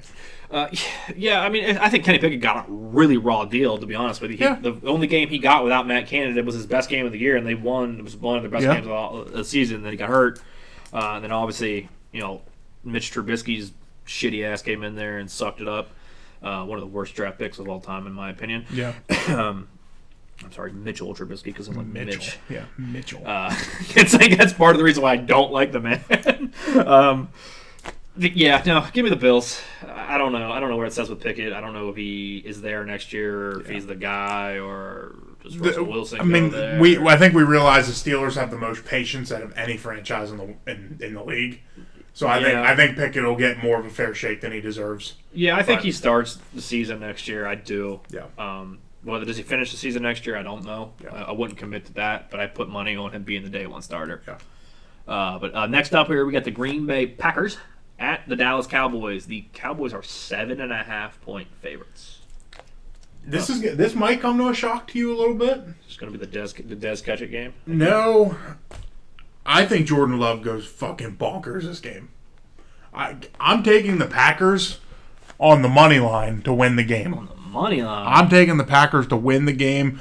I'm a big believer in the Cowboys shitting the bed in the first round. I think Mike McCarthy's just going to be lost. I think this is Mike McCarthy's last game as the head coach of the Dallas Cowboys. Oh, that's a homecoming game for him too. Yeah, you didn't realize that one, did you? I didn't until just now. Yeah. I honestly, it's storylines. I think the Packers win this game. I think Jordan Love is the next great quarterback of the Green Bay Packers. You put him in the 3? No, not yet. Not yet. He still has a lot of work to do. But I mean, if you look, and I saw a stat this morning, if you look at Aaron Rodgers' last 10 games in Green Bay versus they're very similar. 10 games or last 10 games for Jordan Love this year. With pretty much the same team. I mean, Jordan Love probably has a little bit of a worse team than what Aaron Rodgers had last year. You think? Yeah, I mean, he lost. I mean, Alan Lazard was probably their best receiver last year, besides Christian Watson. But Christian Watson's been out a lot this year. I like Romeo Dobbs, and Jalen Reed's been played well, too. Yeah, and, I mean... Dontravian Wicks, yeah. But if you look at their stats, Jordan Love versus Aaron Rodgers side by side, I mean, Jordan Love has better stats than what Yeah, even to start their Aaron careers, Rodgers they're starting. If you look at the snapshot of the starting their careers, they do have very similar. Aaron Rodgers or Jordan Love looks like a second coming of Aaron Rodgers. The way the way he throws the ball, like just the way like how he runs a play action pass and slings the ball down the field. He just throws it with confidence. I think Matt LaFleur is a great coach, and he's a perfect coach for Jordan Love there. And I'm not saying Jordan Love is the next Hall of Fame quarterback of the Green Bay Packers. No, shut the fuck up. I didn't say he was a Hall of Fame. Judge put him in the Hall. I said Three straight in a row. I said he was another great pick. And how many times has it ever happened where teams have picked the quarterback early and got it right 3 times straight? Never. I don't think it's ever happened. No. And I think the Green Bay Packers have done it. I really do. Everybody gave shit to the Packers when they should have took a receiver and took Jordan Love. Well, my issue with that whole thing back in the day, I didn't have a problem with them drafting Jordan Love. I had a problem with them trading up to draft Jordan Love. I didn't. I 100% so much, thought it was for a receiver. Yes, so everybody did. Aaron Rodgers Jordan Love, what? Yeah, and they didn't give Rodgers the courtesy of a phone call before that. Like he found out, as everybody did, which in my opinion, Aaron Rodgers is one of the best of all time. Did not have that a little bit of respect to give him that phone call or to ever give him a first round receiver. Man, I don't want to do this. I really don't. I just don't see the Packers winning this game as much as I'm hoping they do. 7.5 seems a lot. Ish, I don't know. I don't know what the Cowboys are. Yeah. Just give me the freaking Cowboys. Yeah, I like. picked them 2 weeks in a row. No, I didn't pick them last week. I missed on them last week. I like the Packers, and my pick doesn't really have so much to do with the Packers. I think the Packers are going to go out and play like they have been. My issue is with the Dallas Cowboys and the playoffs. Dallas, we all know Dallas is a great team, a great regular season team. They're a great statistical team. Were they ever a great team? I don't know. They're a great statistical team. They're like the definition of the down 30 points grabbing rebounds in basketball. Yeah. I think Green Bay is a hard matchup for them. You got Jair. CeeDee Lamb's playing great, but now you got Jair Alexander he has to go against, who's a great corner. Green Bay's defense has been getting home all season. They've played well. Rashawn Gary plays very well. Rashawn Gary's a beast. Yeah, he's very underrated. Yeah, that team is completely different with Rashawn Gary on the field and off the field. Yeah, and Tyron Smith has lost a step. Their offensive line is still there. Yeah, their offensive line's good. I think Prescott's going to be a little bit more pressured than he has been, and the Cowboys choke in the playoffs. It happens every fucking year where everybody's. You don't gotta convince me, dude. I hate the Cowboys. I do too. And this is not a bias. This is not a biased pick for me, but it's happened. You don't have to be biased to realize what the Cowboys do year in and year out. No matter who the hell the coach is, no matter who the quarterback is, it happens every year. They always play very well in the regular season. They're on a high right now, winning the division. I think their road ends this week. I don't feel like they won the division. I honestly feel like Philly lost it. Yeah, in my opinion. Yep. I think the Cowboys are just. Yeah, I don't feel confident in my pick, and I honestly I hope I'm wrong. Yeah, I hope I'm wrong. I'd love to see the Dallas Cowboys burn, but I don't know what I would like more, to see the Packers win or see the Cowboys lose. Probably Cowboys lose. Probably see the Cowboys lose. I do like the Packers. I like Matt LaFleur as a coach. I want to see the Packers succeed post Aaron Rodgers. I don't.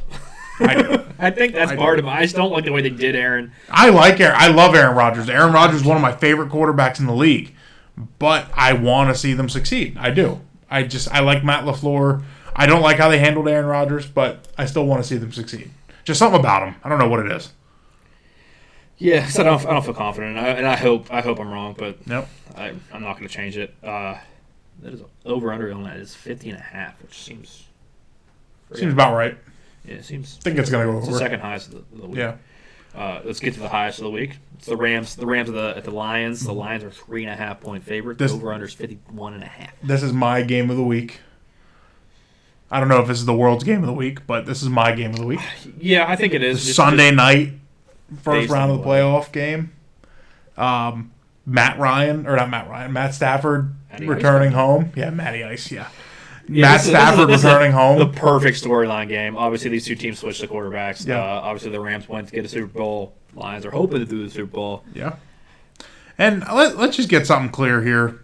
Matt Stafford carried the Lions through a lot of dark times with nothing. He is the Barry Sanders of this generation for the Detroit Lions. Matt Stafford should be in their whatever they're in the Lions Hall of Fame or the Ring of Fame, whatever it is. Ring of Honor. I don't know what I guess he should be everywhere. Yeah. Matt Stafford is the greatest quarterback they've ever had. Yeah. And I guarantee Barry Sanders would have lost his shit to have a quarterback of Matt Stafford. Could you imagine what I don't think Jared Goff is a great quarterback. I think he fits well in the system that they run. Solid though. He's solid, but Matt Stafford's better. In my opinion, yeah. Could you see Matt Stafford if Matt Stafford had the talent that Detroit has right now? Because Matt Stafford never had a team like Calvin Johnson. He had Calvin Johnson. It's never all had he ever defense. had. Never had an offensive line. I don't even know if I could name a running back he had on his roster while he was there. I couldn't tell you. I think he played with Jamal Williams for but I mean, it's dude. Like if you put Matt Ryan the way Matt Ryan played 2 years ago or this year, I mean, he played very well. Ryan? Or not Matt Ryan. I keep saying Matt Ryan. Damn it, Matt Stafford. If you put Matt Stafford this year on that team, like Matt Stafford might be in your MVP conversation. I think honestly, Matt Stafford should have been the MVP conversation this year, just for the shitty ass roster he has in the playoffs. Yeah, Matt Stafford, and the fact that Lions fans are putting a Matt Stafford jersey ban out for this weekend, it's kind of fucked up. I see the competition side. You're playing against him.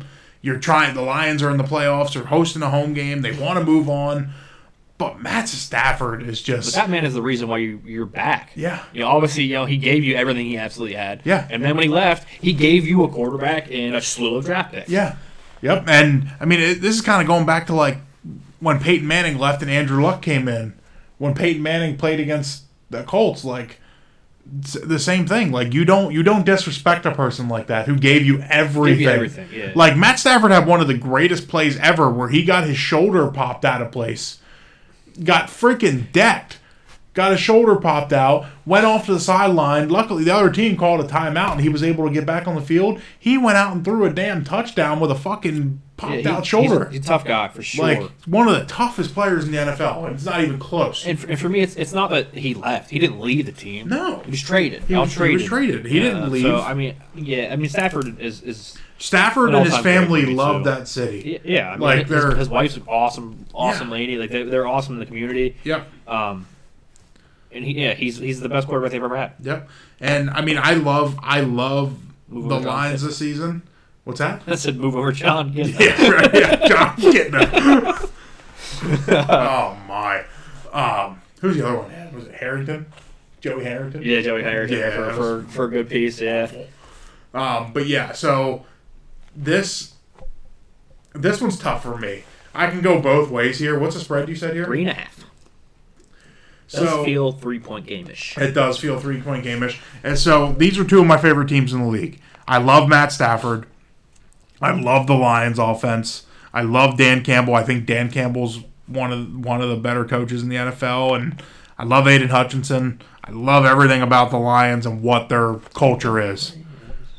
What's that? I said, you're going to pick the Rams. Yeah. But I really think I think the Rams are not a team I'd want to play right now. I think Matt Stafford just I think Matt Stafford has the bones to go play in this game. And they have the veteran guys, I think, that'll go in and want to play. Puka Nacua is a young guy, but I mean, all around they have some veteran guys on that team. I think the Rams are going to go in and win this game. I really do. So give me the Rams. I think this is a very winnable game for the Lions. It's going to be a tough game for them. Toss-up game. Yeah. It's a toss-up game. It's hard to say. I'm going to take the Rams just because that's what my bones are telling me. Yeah, I hear everything you're saying, and I don't want to play the Rams. I think the Rams could go on a run. I really do.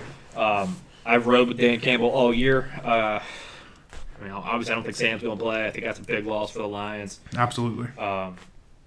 Give me the Sun God. Give me the Lions. I think this is a 7-point game. Think the Rams cover?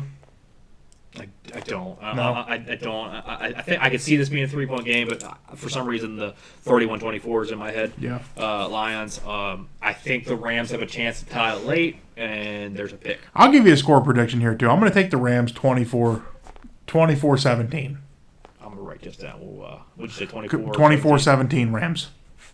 It just feels like a 24-17 game for me. I mean, I feel like it's a very common score prediction, but it just feels feels like a right score for me.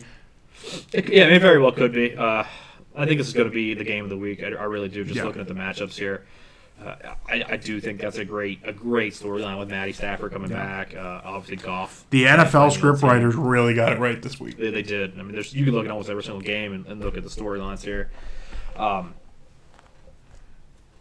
Yeah, I'll stick with my Lions there. I rode with them all year. I'm gonna continue to ride with them. I think they're doing great things up there. I think it's a close game. I really do. I think there's a chance to tie this game late. I think want somebody on Detroit secondary there. Maybe Alexander Lonely picks one off late. Yeah.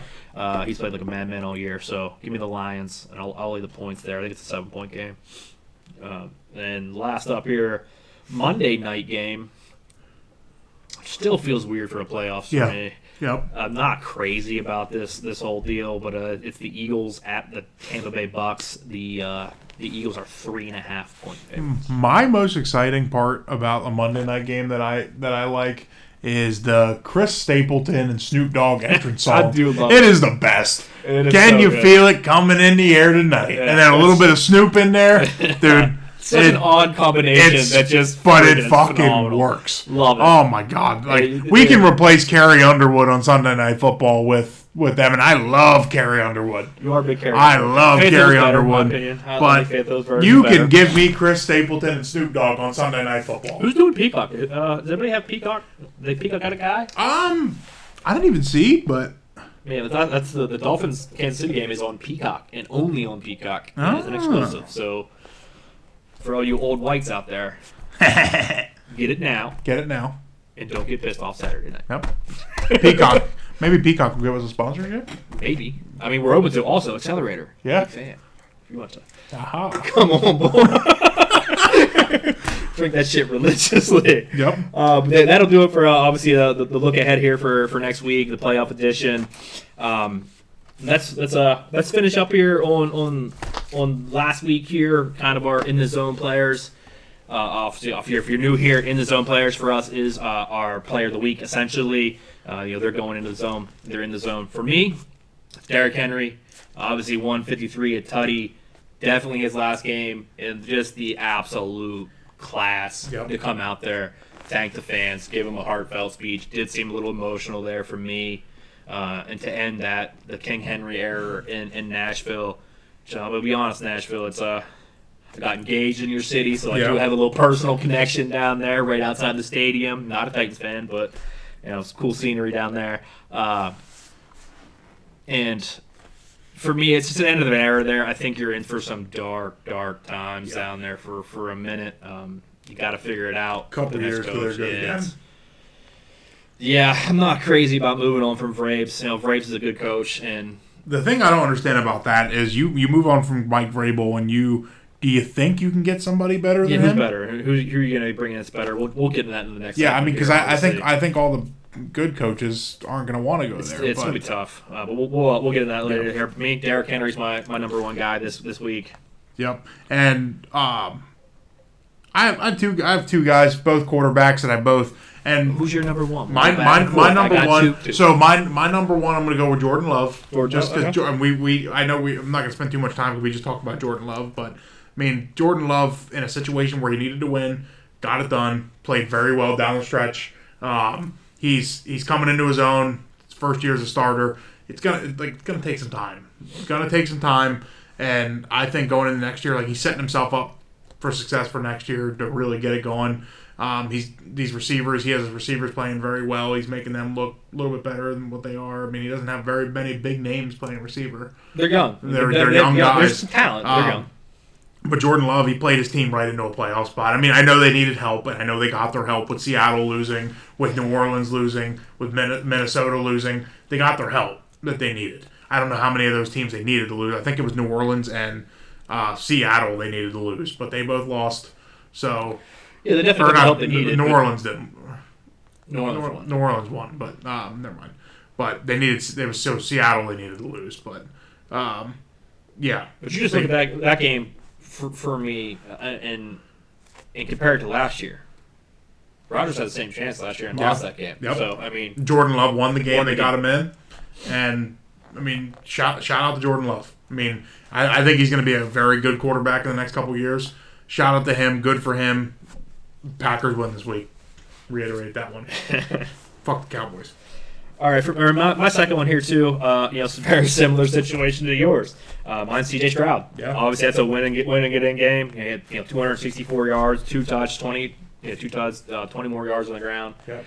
Had to win that game. Got a little help with the drop ball, but he put his team. He did everything he had to do. Led that drive late, and put him in the end zone. Yep. I don't know. I maybe I was just a sucker for heartfelt freaking speeches after games this week because he gave a nice interview afterwards, and then and obviously Ryan in the locker room there too. CJ Stroud won me over this week, so yeah. I'm all in. I don't know how you can't like CJ Stroud. You have to like. He seems like a great kid. Yep. And we'll touch base. My second player of the week. Similar situation to what Jordan Love was in. Had to play his team in. Had to get the big win. I know it was a little rough, and there were a couple turnovers along the way, but Josh Allen. I mean, the Bills, they lose Ken Dorsey earlier in the season when Ken Dorsey goes down. Joe Brady, which I think is a rising coach in the NFL, will be an NFL head coach in the next couple years. I love Joe Brady. Everybody might know Joe Brady from the 2020 LSU Tigers days. He made Joe Burrow. Yeah, then he ends up getting a job in the NFL as a quarterback coach, which surprised me. He did come in as an OC. He was obviously the OC at LSU, and they played well. And I love Joe Brady. I think he's the next great coach in the league. I really do. Honestly, I think he should be getting some interviews this year. I don't know if he will. Maybe a little too soon. But maybe too soon. If I'm an owner, I'm calling the dude. Yeah. I'm going to have a conversation because I think he's a brilliant young mind. Absolutely. And, so you look into it, Josh Allen had a little bit of adversity to overcome. You lose your OC, you get a new OC. Anytime you do that, it's going to be tough. Might be good on the back end of it because they were struggling with Dorsey. Yeah, they were. But Dorsey goes, Brady comes in, and here's Josh Allen playing very well. What do you end up having this year? 44 touchdowns? You said it was total touchdowns? Yeah, I believe we talked about that earlier in the game. 44, 45, somewhere around there. But, Josh Allen, rushing touchdowns. Everybody, we were talking about this a little bit earlier, but, at one point in the season, there were 2 spots open in the AFC wildcard. 6 and 7. There's about 5 or 6 teams that are all tied at some point. They lose to Denver, which is kind of a blow on their season. It kind of took them off guard a little bit.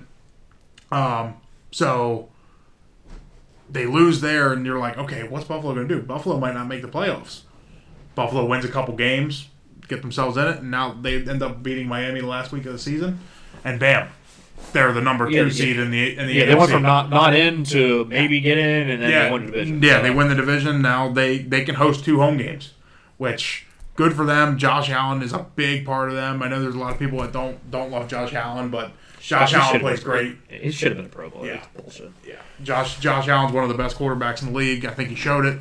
So he's one of my player of the weeks, playing his team right into where they need to be, and here we are talking about the Bills being a top contender in the AFC again. Yeah, and the hype's down a little bit on it. I think maybe that could take a little pressure off, and maybe they can go on a run this year. And I do have them on a game line too, win the bowl on one of mine. So I'm going to say it right now. The Bills are my AFC choice for the Super Bowl. I think the Bills win this week. I think the Bills take out the Chiefs next week because I think the Chiefs end up winning the game in Miami. I think the Bills take out the Chiefs, and then the Bills have a hard road because you got to play the Chiefs and you have to play the Ravens, and the Ravens are playing very, very well. Yeah. But if the Ravens get through, I still think Joe Flacco might be able to spoil that. But the Bills are my AFC choice. Yeah, I wouldn't be opposed to it. I still have a hard time going away from Kansas City. It's hard to bet against. It's hard to bet against Kansas City. But it really is. You see so many games, Buffalo and Kansas City, especially that one.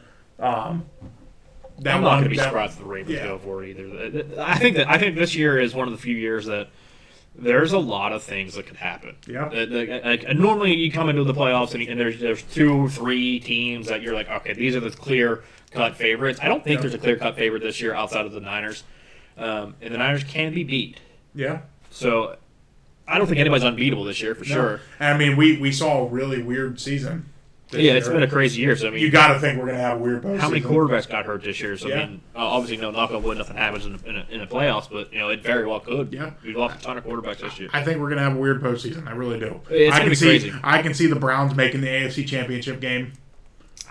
That one, I don't know. I do. I mean, I can just see it. I can see the Packers making a run. Couple things. I mean, it's going to be interesting to see. I can see the Rams making a run. I can see the Rams making. Yeah, I'm excited for these games this week. So yeah, it's a wide open season this year. But that'll do it for our in the zone players. Would you name your second one? Yeah. Okay. Yeah. All right. And now we'll get into the red players here. For those who don't know, those are the guys who just sucked. And for me this week, my first pick, I'm gonna go outside the NFL a little bit here.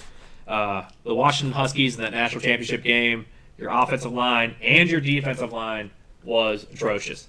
For me, y'all got to be better.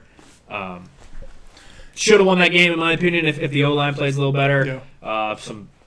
I don't think the officiating was super great. No. We'll touch on the natty. You got here Penix rushing a couple balls because he had to. Yeah, Penix didn't look great in that game. He did some balls. He definitely was playing hurt in the second half of that game. Yeah. A lot of gutsy performance out of him. But the O-line, Mason Graham ate y'all. Mason Graham is a dog. He's an absolute dog. In the first half, the D-line there could not stop the run. Hit 208 yards or something at halftime. Donovan Edwards touched the ball twice and had 80 yards and 2 touchdowns. Yeah, and Blake Corum wasn't far behind. Yeah. You know what I mean? They even had their third string running back. Mullins was in there running the hell out of the ball. Yeah. The D-line was not great in that game. The second half, they definitely tightened up, played better in the second half, but the O-line, D-line for me, got to be better than that, especially in the big moment. Yeah. So, we'll get into one of my in-red players here. Now, mine isn't a player. Mine's going to be a coach. I know we did a little bit of this last week. My first one is going to be Arthur Smith, the now former head coach of the Atlanta Falcons. Mainly because, anytime you lose your job as a coach, you got to be in the red consideration, right? Fired on his day off. Yeah, he got fired on his day off. I think reason he's my in the red guy for me is the way he went out too. You get your ass kicked by a division opponent the last week of the season. Almost getting a fight at midfield. Yeah, and I understand what Jameis Winston did. Jameis Winston, if anybody's going to do what Jameis Winston did, it's Jameis Winston. Yeah. Jameis Winston is the funniest player in the NFL. I think he's just a fucking clown, and I think he's not that great of a quarterback. Never has been. Only one in the 30-30 club. club. Never has been, and I think he's trying to compensate in other ways, like just being the funniest guy, like somebody's drunk uncle at the barbecue. Goes out there winning by 30 points, and he says, you know what, we got to get our boy Jamal Williams a touchdown. Yeah. And Jamal Williams, he could very well be having this award this week too, because he goes from leading the league in touchdowns with 17 touchdowns last year to getting his first touchdown in an unplanned call by Jameis Winston to say fuck it to our coaching staff, and we're going to get this guy in the end zone when they're in victory formation on the 1-yard line. I would like to have seen that in the locker room, that conversation with to go out there and override your head coach. Oh my God, that is absolutely hilarious. And then Dennis Allen, the first thing he says when he gets on the podium is, "I want to apologize to Arthur Smith." Arthur Smith freaking out in the middle of the field like that, what the fuck was that? Freaking out on Dennis Allen, that's bullshit. He wanted to throw a pause. He wanted to throw a pause there. I tell you what, he went out crying like a baby back bitch. And I don't feel bad for him at all, because when you have 3 straight years and you pick offensive talent in the first round, you pick Drake London, you pick Kyle Pitts, you pick Bijan Robinson, and you can't win the worst division in football. I understand the quarterback is a huge concern there. They probably should have did a better job of trying to either develop Desmond Ritter. They had options. They could have went out and got some guys. They could have, and they chose not to. They could have went. They wanted to ride with Ritter, and the way that Bijan Robinson was utilized this year, was very weird. Very weird. It got better late. It did get better late, but like early in the season, you're riding Tyler Algier, and Cordell Patterson was getting carries late in the season. Like, what the fuck are you doing? That's probably part of the reason why you lost your job, buddy. It's hard to figure out what he was doing there. Yeah, I mean, now you're gonna get a coach that goes in there now. It's hopefully utilizes the talent a lot better than you, and it's gonna make you look like a fucking fool. And the main reason why he's in the red player this week, you go out looking like a bitch because your team couldn't fucking stop the New Orleans Saints, who pretty much stopped themselves all fucking year. Yeah, they weren't great this year. But, Arthur Smith will be an offensive coordinator next year for somebody. I can see him wherever Vrabel goes, wherever Mike Vrabel ends up. I can see Arthur Smith going back with him to be the OC because they had a lot of good years together. Yeah, I wouldn't be shocked by that. Yeah. So, but Arthur Smith this week, not a good look for you, buddy. For mine, and this one's tough for me. This one hurts my heart a little bit. There's a couple weeks here. I mean, obviously, I called Travis Kelce out that a couple weeks ago. Here, I mean, for me, it's the way Bill Belichick went out. Obviously, the end of the era. He's now officially, today was a tough day for me with him stepping down or mutually parting ways or whatever bullshit you want to call it. Yeah, whatever you want to call it. The politically correct way. Yeah, the politically correct way to fire somebody, I guess. It was a tough day, obviously, for that. Watching that press conference and Bill getting a little emotional, making a joke in there too, very un-Bill-like. But Bill, I mean, you lost the Jets, and that's the very last game that we're going to remember you as a New England Patriot. He's an all-time great as far as the coaching goes. So for me, just the way the offense looked so shitty the last few weeks, and then to come out and not be able to put one on the Jets, I really thought they'd at least win the last one. But hey, does lock us another three overall. Yeah, the number 3 pick. So pretty much guaranteed for a quarterback, right? I would imagine. Yeah.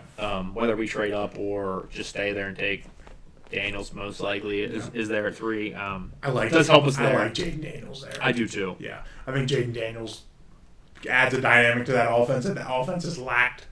The offense has been boring for a long time. Even when before Mac Jones, when Brady was there, the offense was still kind of boring. It was always boring. That goes. But it was just very systematic. 2-step drop and balls out. Very, very quick, short pass game, that kind of deal, but it worked. Yep. For me, it's just Bill. Bill going out, losing to the Jets. And just touching on Bill here for a second, greatest coach in my opinion of all time. I don't think it's a question. No. But tell you what, the city of New York did him dirty. He goes out losing to the Jets, and what were his only 2 Super Bowl losses? That's the Giants. To the New York Giants. The New Jersey Giants. Yeah. Oh. Yeah. really, it's kind of shitty to go out for Bills, but to lose to the Jets. Did you see the stat thing I posted this week about the New England's? It's crazy when you actually look at this. New England lost Super Bowl 20. Obviously before Bill and all them. 46-10. Minus 36-point differential. Then go on to win 6 Super Bowls. Yeah. And still today are a minus 36-point differential, and how close those games were over the time. It's crazy stat. It's like Jesus. I did see that. Yeah. Yeah, but end of an era there. I hope for your sake it's. I would really like to see Gerard Mayo there. I understand it'll probably be the more boring, the same boring team it's been, but Gerard Mayo is a player's guy. Maybe he'll get an offensive coordinator like somebody like Ben Johnson that gets in there and. I don't think Ben Johnson's a head coach. Well, no, I'm saying Ben, like somebody like that. Yeah, it's gonna. Give me Joe Brady. That's gonna be That's gonna make give me Joe Brady. I'm happy. Somebody that's gonna make the offense good. I like. He better not Mayo. keep Steve Belichick around to call the offense. Let's put it that way. That's what I'm saying. I hope not. So, but finish it off in the red player, and this is another one. You said this one hurts for you. This one hurts for me because I followed this guy since coming out of high school. To me, he's been the best quarterback. I thought he was going to be one of the best quarterbacks in the league coming out. He's number 1 recruit coming out of high school, number 1 recruit coming out of college, and just completely just flopping in the NFL and just isn't doing anything spectacular. And he's losing big games and he's throwing it away.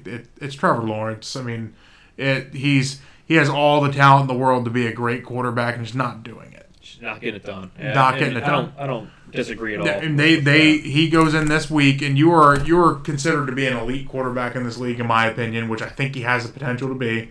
He's not yet. I think he has the potential to be there, but you have to go out and you have to beat the worst team in your division, who is going at like the team after this year. The team is on a complete rebuild. Yeah, it's like it's going to be bad for a long time. Essentially, all they were doing is all you have to do is go out and beat them, and you are division champions. You are hosting a playoff game against Cleveland Browns this week, and you can't get it done. Yeah, somehow you find a way to the last drive of the game, where you're down by 8, you can go down the field, and you just can't hit your receivers. You're throwing out routes that are just 10 yards over the receiver's head. Like, dude, you gotta be better than that. Doug Peterson needs to be better than that. Their defense needs to play better. But you are a quarterback in the NFL at the position you are, and the position where you were picked, and the hype around you. You need to play better. Like you're not Brock Purdy that went out and was drafted Mr. Irrelevant, where everybody and nobody expects anything out of you. The expectations are definitely different depending on like Trevor Lawrence. His expectations were to be a Hall of Fame quarterback and nothing else. If he's not a Hall of Fame quarterback, he is a flop. It's a disappointment. He's a flop. Sure. So the way he went out and played, and who knows? Trevor Lawrence could go out, win a couple Super Bowls, become a Hall of Fame quarterback. Right now, he's not showing. If I had to bet today if he was going to be that guy, I would bet against it. I would agree. I would agree for me. But Trevor Lawrence, I love you, dude. Don't ever cut your hair because I think you look fucking retarded. But yeah, you're in the bottom here for me this week. Hopefully, you guys can figure it out next year. Yeah, it's going to be a long offseason for that. Obviously, disappointing way that finished there. We can do that. Yeah. We will do the natty next. Well, I didn't know if you wanted to do that. I didn't know if you wanted to touch base with that today. It's up to you. Right. Whatever. Sure. Okay. That'll wrap it up for week 18 here. Let's touch on the natty. Obviously, it happened on Monday there. My first thoughts. Obviously, congrats to Michigan there. Penix looked a little off at times for me. I do think this was a very poorly officiated game. There was a lot of blatant holds, in my opinion, in favor of Michigan, and then there were some kind of ticky-tacky phantom holding calls anytime it seemed like Washington made a big play. I do think that game was down a 21-point game. This game was a hell of a lot closer the whole way through, even with Michigan running the ball down their throat in the first game. They finished with 303 yards rushing, which is impressive. To obviously gutsy performance out of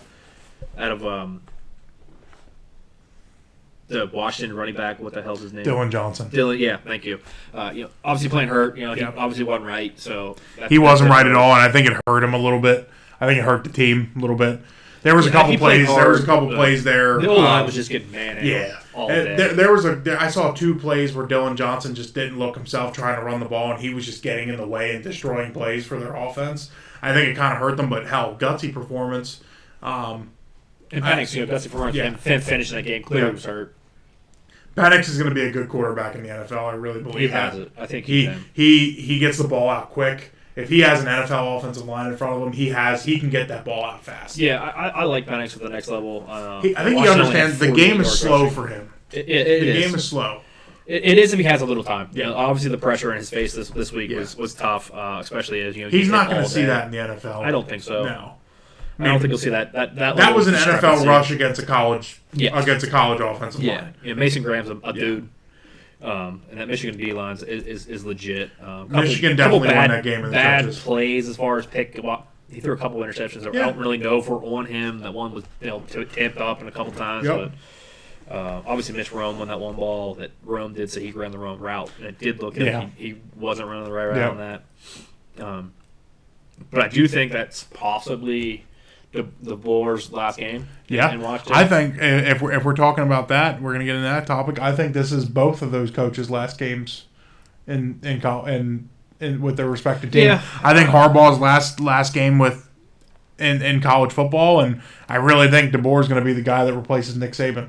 I do too, and if you're an Alabama guy, I think you're hoping, praying, everything you can to get DeBoer. I think he's a great coach. I think great he's a coach. recruiter. Completely changed the Washington program in 2 years. Yes, like he great coach. Was he 24-2 in 2 seasons as a coach? Yeah, it's hell of a job. Hell of a job he did. Around. He's a great recruiter, great X's and O's guy. Like he's a great coach.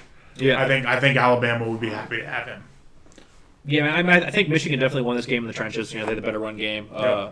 I don't think J.J. McCarthy was all that impressive, but good enough, I No, guess. I mean, J.J. McCarthy, I think even looking forward to his career in the NFL, he's a system guy. Has he declared yet? Is he going Nah, back? he hasn't declared, but I think it depends on what Jim does. I think he Jim should go back. Yeah. In my opinion, I think he should go back. I do too, but I think what the deciding factor is going to be is he, and this might be a lot way for a lot of them guys in Michigan right now. They won a national championship. You can't get any higher than that. A lot of guys decide to come back because of chasing that championship. I know Marvin Harris said that. Like Marvin Harrison wanted to possibly come back because of that and want to win a championship. Obviously, a guy like Marvin Harrison, he still hasn't declared yet. He did today. Did he did today? Yep. Okay. So Marvin Harrison, a guy like that, probably shouldn't go back because of what he could possibly lose. But you saw his teammate, Emeka Egbuka, decided to go back this year, and a guy like that. I mean, Ohio State or Michigan's going to lose some players. Ohio State people should be going back and wanting to win a championship. Like, I get it. Like, McCarthy, what do you have to go back and play for? You're a system guy. I think your coach is gone. Yeah, your coach that loves you so much. I think Jim Harbaugh is the future coach of the Las Vegas Raiders, and I think J.J. McCarthy is quarterbacking the Las Vegas Raiders. Is my bold statement. That's a bold statement. It is a bold statement. Let's use that as a transition here. I mean, obviously, there's a lot of open jobs now in the NFL. Exciting. I don't remember this many. It's exciting. I don't remember the last time there's been 8. There's 8 openings now with New England moving on from Bill today. Yep. And let's start with one thing quick. I got a question to ask you, and I think I probably already know the answer to it. What do you think is the best job here open, and what do you think the worst job is? I'll start with the worst job. The worst job is the Carolina Panthers. Wow, that shocks me that you said that's a hot take. That's a hot take right there for you. And I'm gonna make this just real quick, not to cut you off, but I'm gonna make this a weekly statement on this show. Fuck Dave Tepper. I can't stand the fucking guy. Dave Tepper, you're can't horrible. Stand him. Sell a team. Yep, sell the team. Move to fucking Mexico. We don't want you. Yeah, start a soccer team or something. Yeah, he's terrible.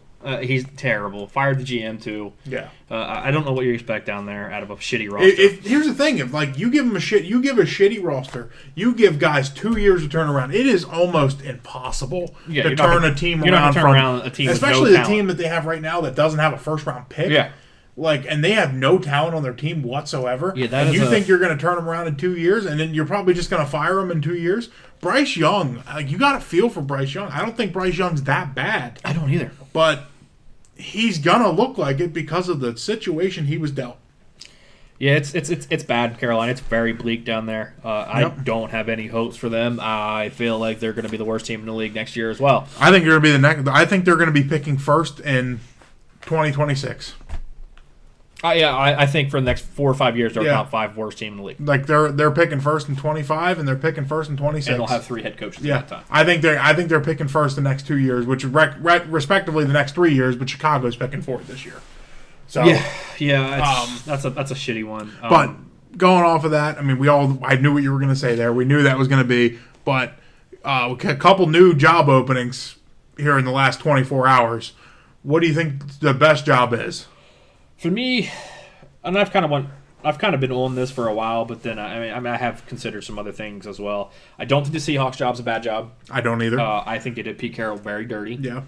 I don't. Sounds like he's staying in the organization though. Yeah, but I don't know. Is that just a fancy way of saying thank you for your service? Please retire. Yeah, Pete wants to coach. He came out and said he still wants to coach. So I would not be terribly shocked if he ends up somewhere else. But we'll Does he go back to college? Does he take the Alabama job? I don't know. Maybe it's a very possibility. Pete was a great. You can't tell me a kid coming out of high school wouldn't love to play. You're gonna want to play for Pete for Carroll. sure. For me, I go back and forth between the Chargers and the Falcons. I'm going to go with the Chargers. Yeah. Just because they have Justin Herbert, they have Derwin James, best safety in the league. Khalil Mack's obviously there. They have good receivers so they can stay healthy. We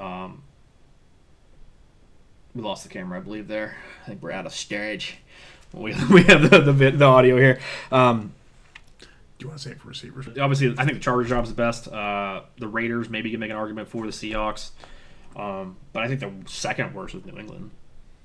Yeah, I mean, New England's going to go through a full rebuild. I think if we're talking second worst, I think it's I think it's Tennessee. the Commanders, because that's a shitty argument. So I disagree with you there. I think the Chargers is the best job available. I think the best coach available is going to get that job, which if Bill Belichick is going to continue to coach. I think Bill Belichick should get that job. Yeah. I think he's a good fit. I agree. I think Jim Harbaugh would be good there, but I think for some reason Jim Harbaugh is going to end up with Vegas. I think Vegas is going to throw a stupid amount of money at him and hope that he can turn that team around. Like a Mark Davis move. Yeah, it's a sexy hire. We look back on it, and it was kind of the same situation with Pistachio.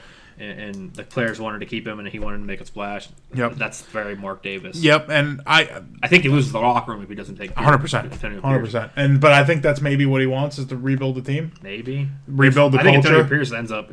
Antonio Pierce is the head coach next year. I agree. I can see. I think Antonio Pierce is going to get a prove-it job with one of the lower end jobs, and I think if we're looking bottom three teams, I think Carolina, the Titans, and I don't know who takes the Patriots job, I think, are the three worst jobs available.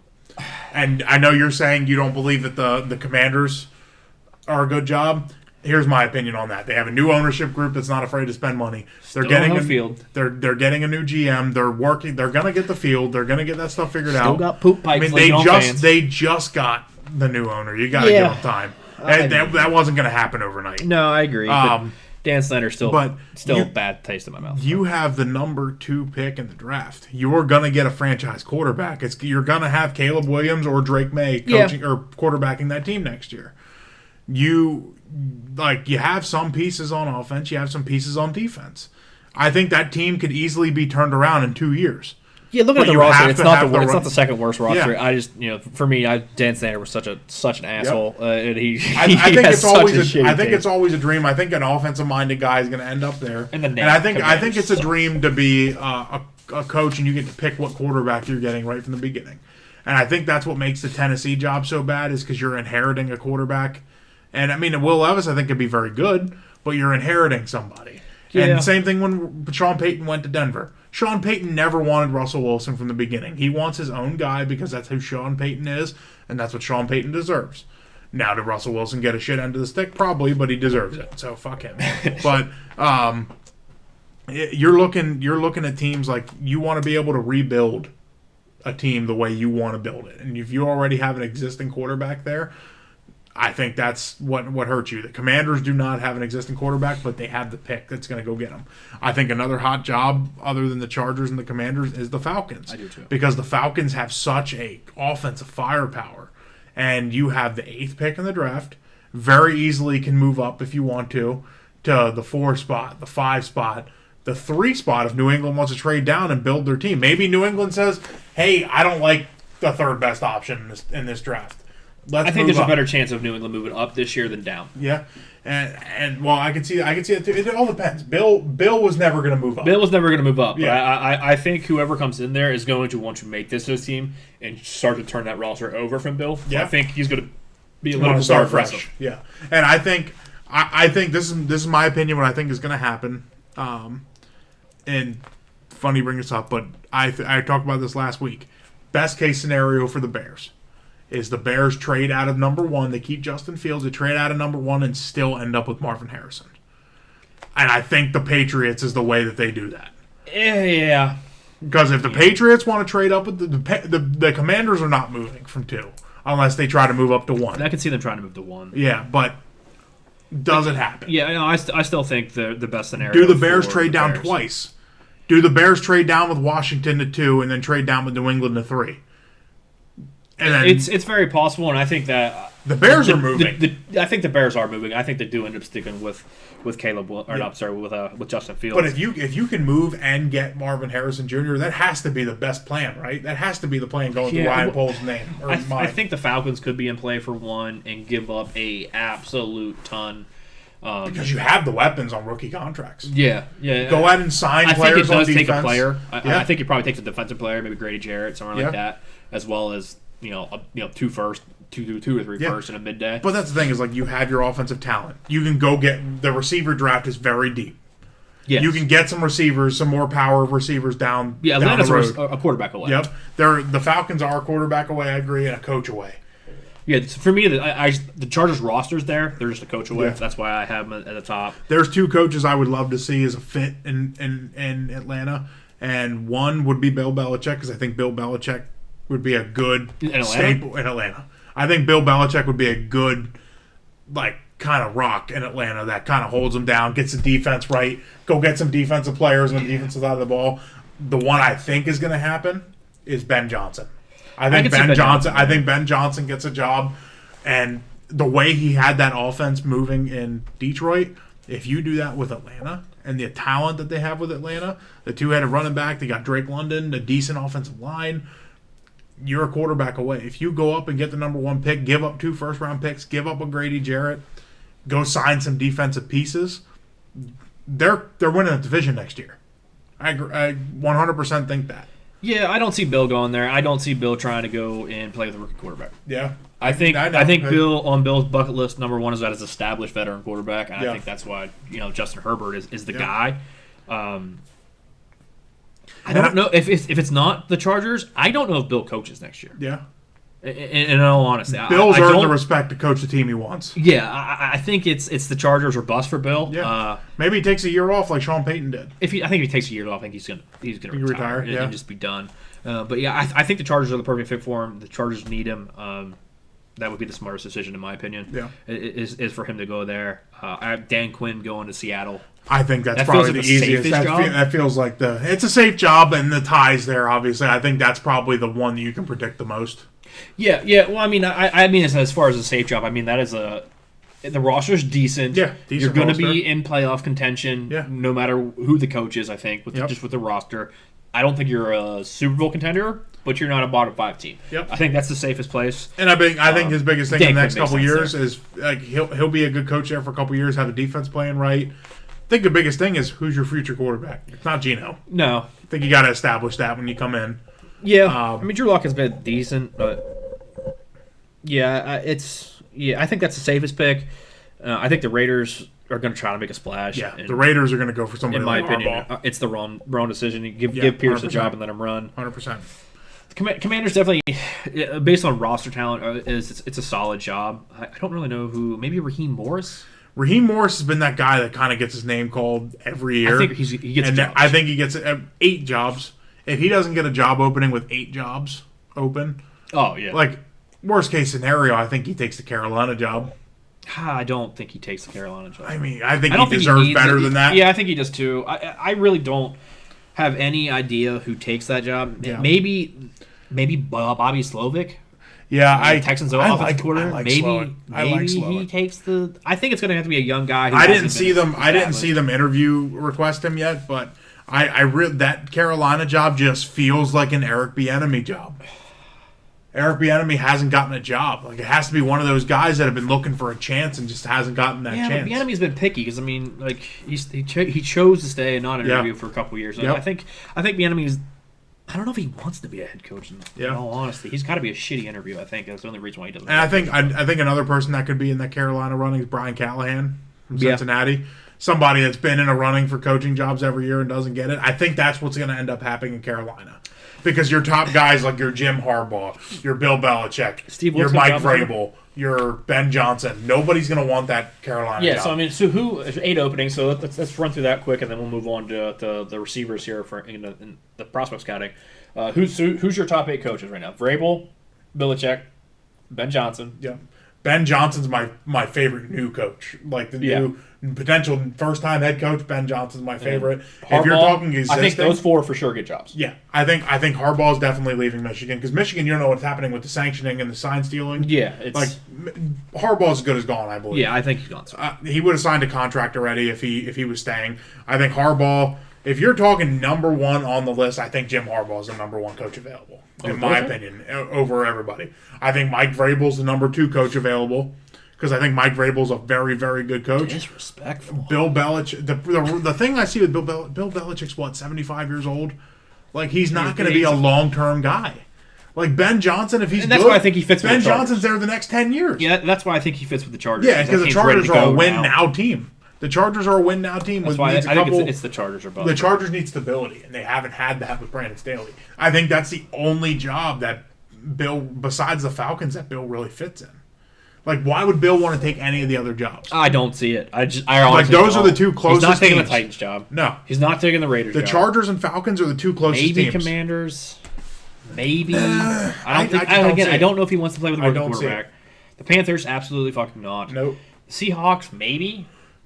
Yeah. Maybe yeah. The Seahawks. They got a veteran quarterback there. Maybe. I think they're going to end up going with Dan Quinn. I do too. I think Dan Quinn is just a perfect. Just put him in there. If I were a GM trying to get guys or coaching candidates to come in, I'm interviewing Vrabel. I'm interviewing Ben Johnson. I'm trying to get Harbaugh as good as I can. And if I'm following the Rooney Rule, like I'm getting Raheem Morris in the building because Raheem Morris not even just because of the Rooney Rule. I think Raheem Morris gets the job. Raheem Morris is very deserving. He's of a the leader job. of men. I've seen a lot of the DeMarco Ryan in him. Yep. D'Amico. Yeah. DeMarco. Yeah. Here you go. I'm sorry. I was saying Matt Ryan earlier. How many times? But no, I think. I think. Raheem Morris, great coach. I love Raheem. I can't believe he hasn't gotten. I think he's a lock for a job this year. Yeah, with eight jobs and a couple bottom tier jobs, I think. Yeah, Steve Wilkes. I don't think Raheem Morris gets a bottom tier job. I don't. I can see Raheem Morris taking like a Titans job or something. I wouldn't be shocked. I think Antonio Pierce ends up being the Titans coach. If he's not the Raiders coach, I'm going to say he's the Titans coach. I think Raheem Morris is a Falcon, feels like to me. It does feel like a Falcon to me. Feels like a Falcon move there. I love But the problem is, are the Falcons going to go with a defensive guy? Why not? They need a quarterback. Don't you want to have a guy that's going to get their offense going well? I think even without a quarterback, the offense played decent last year. The defense was kind of really struggled. So I think I think that, and I think he's a leader of men. I really do. I think that's going to be a criteria for a lot of guys. Yeah. And it's just genuine leaders. And they have a good young and core. Not so much guys who are X and O play caller guys. Yep. I think the league is starting to move more towards that leader of men style guys. Not to say Raheem Morris isn't a great X and O guy, but he's a general and dude. Yeah, I think he's a great fit somewhere. And the Falcons are young, so I think you kind of need that. You need that role model and that. I think that would be the same there. scenario as Houston has Yeah. this year. I think that could be the exact same plug and play. Yeah. Go to the. I think too with Raheem Morris, like he's part of the Shanahan tree with coming from McVay. He has to know somebody in there that's a good play caller that can be able to get somebody into Atlanta. So, but who knows? I mean, there's going to be there's a couple jobs that are open for head coaching jobs that have OCs in place. That who knows where them OCs are going to go? Where does Kellen Moore end up? Does Kellen Moore end up somewhere like teaming up with? Does Kellen Moore go team up with Dan Quinn in Seattle? I don't think Kellen Moore leaves. Yeah, you don't think? I don't. I guess it all depends on who the head coach is there. He's only been there because a year. if Ben Johnson gets the Chargers job, Kellen Moore's not going to be the offensive coordinator.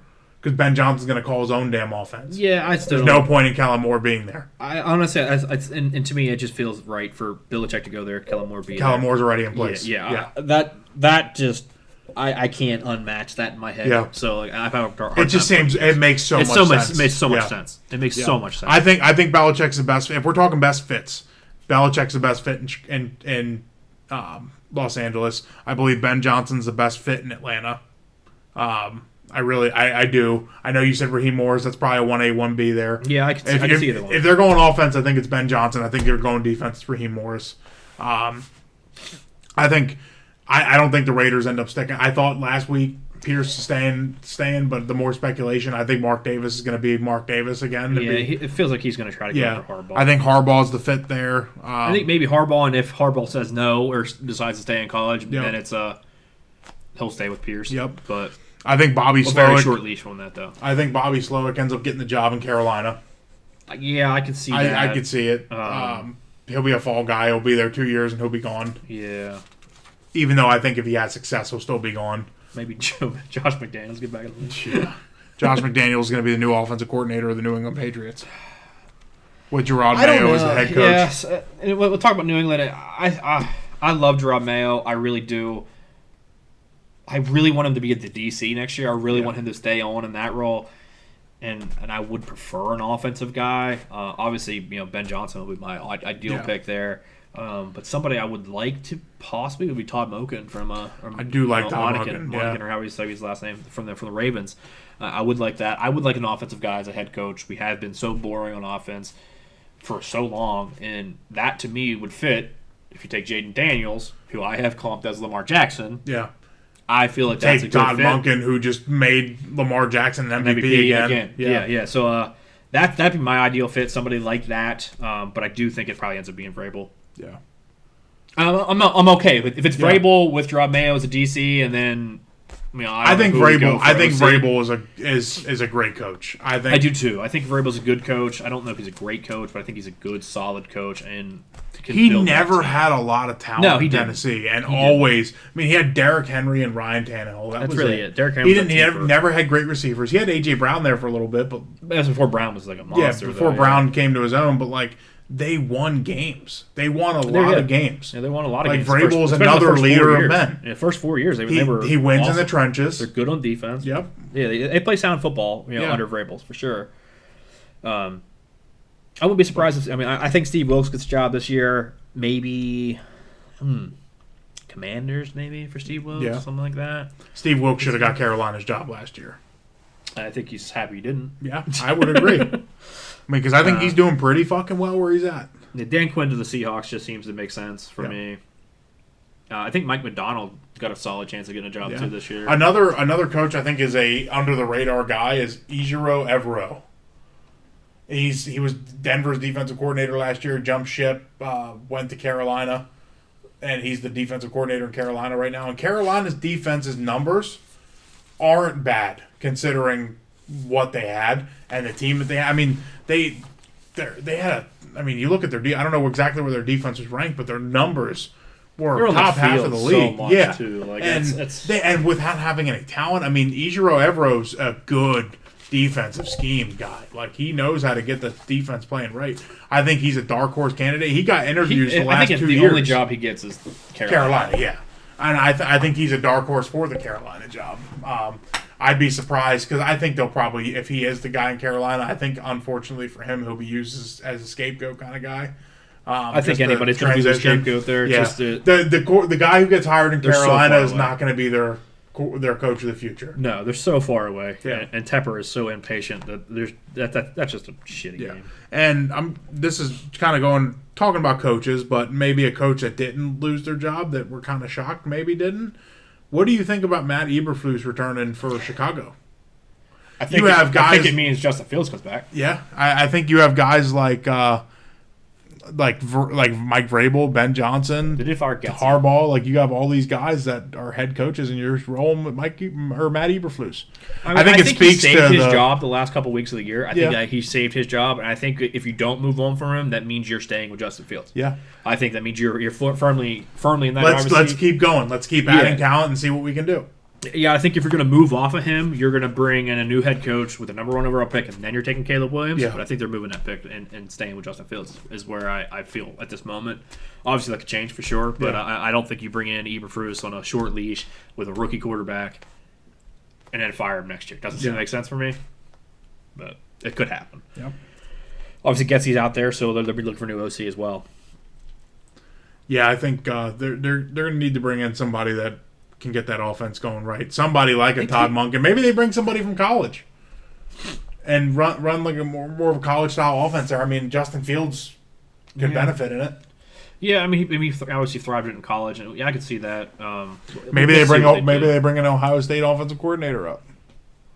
It's possible. I don't know who the OC is either. Now. But I'm just saying, a guy like Todd Monken comes in from college and just fits in the NFL. Yeah, because the Ravens run a college style offense. So, but all right, I think that'll we'll wrap that up there on the open jobs there. Yep. We'll see kind of how this plays out next week. Yeah, absolutely. Obviously, this is a very interesting week here. Obviously, with the changing of so many eras. Obviously, Bill Belichick gone, a lot of eras. Nick Saban gone.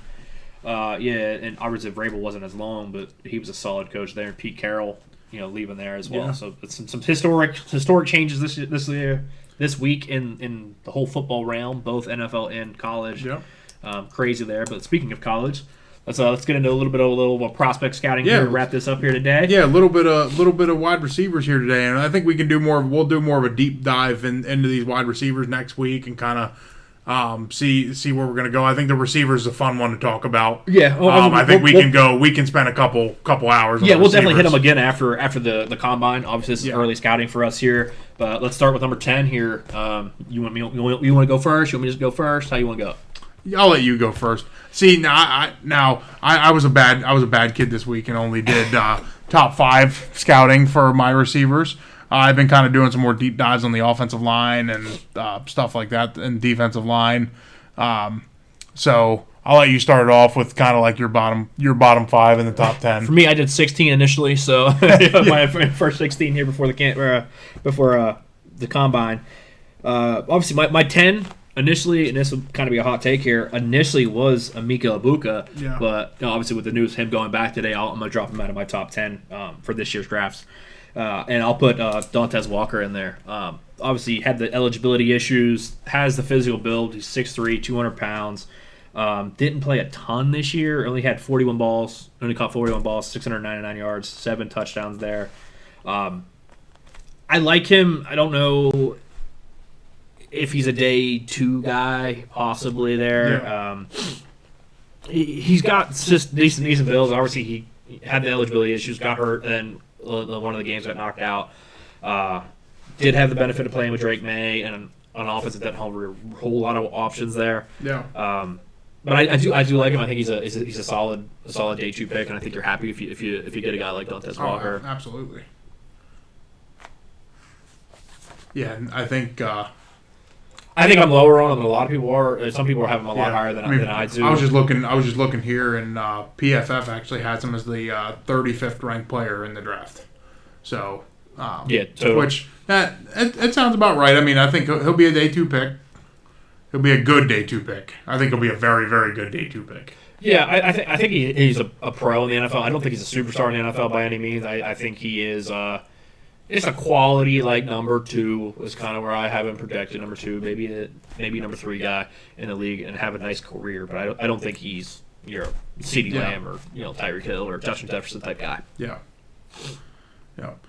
You want to keep going down with your list a little bit here, or I did top 5. Oh, you're gonna give me 5? Okay. I can give you 5. I can kind of go down the list. I have a little bit of a list here, like just talking about some guys that I like. All right, I'll run through mine till we get to 5. So 9 for me, I had Troy Franklin. I like him. I do. I see a lot of The Chosen, Robbie Anderson, that kind of style. Upper echelon, if he hits really, I think he has a little bit of Calvin Ridley potential in him. I see a little bit of that. Obviously, 81 catches this year, 1,300 yards, almost 1,400 yards, 14 touchdowns. Had a 37% contested catch rate, which is pretty solid. He's fast. I think he's going to run sub 4.4. Oregon had a very fast team. They did. Yeah. They did. He's got great burst. He's great after the catch. He is dynamic with the ball in his hands. He has great vision for a receiver. The yards after the catch are going to be huge there. Yeah, and he's awesome on press. I think he's arguably one of the best press coverage guy. He has very, very violent hands, in my opinion. And he runs very detailed in his route. He's very meticulous in his route. I love his route running.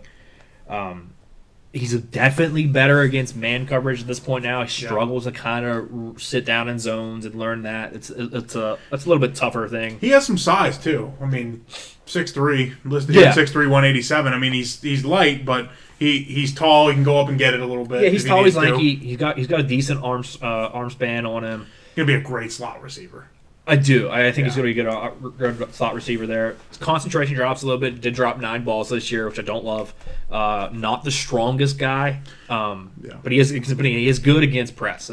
You can teach him. You can teach him to catch. You can get him in the weight room. Yeah, if he puts 10, 15 pounds on, speed. Yeah, he puts 10, 15 pounds on, gets up around 200 pounds. I think he has the potential to be an elite guy. I mean, if you look at former Heisman Trophy winner Devontae Smith, I mean, he's still the Slim Reaper. Like he does real well, and he goes up and gets it. Yeah, you definitely. He takes the hits. I mean, Troy Franklin's a good comp to Devontae Smith for me. I like that comp. I could see it. Yeah. I think Devontae Smith is a little bit more explosive than Troy Franklin was. I think Troy Franklin has a little bit more downhill speed, but I think DeVonta Smith's more slot guy for me. I think Franklin can play more outside, and that's why I have more Calvin Ridley-ish. And obviously he's a piss poor blocker. He's not a very good blocker at that size frame. He's just not very into the blocking. And it's a commitment there for me. I think he's a great day 2 pick as well. Yeah, I can kind of. I know you have a list here, but I have a day 2 pick of mine that I really like. I didn't go and do a top 10 and kind of give you a rundown here. I did a top 5, but a day 2 pick that I would like and I would love to be on my team is Adonai Mitchell from Texas. I like him. Was he your next one on your list? Oh, okay.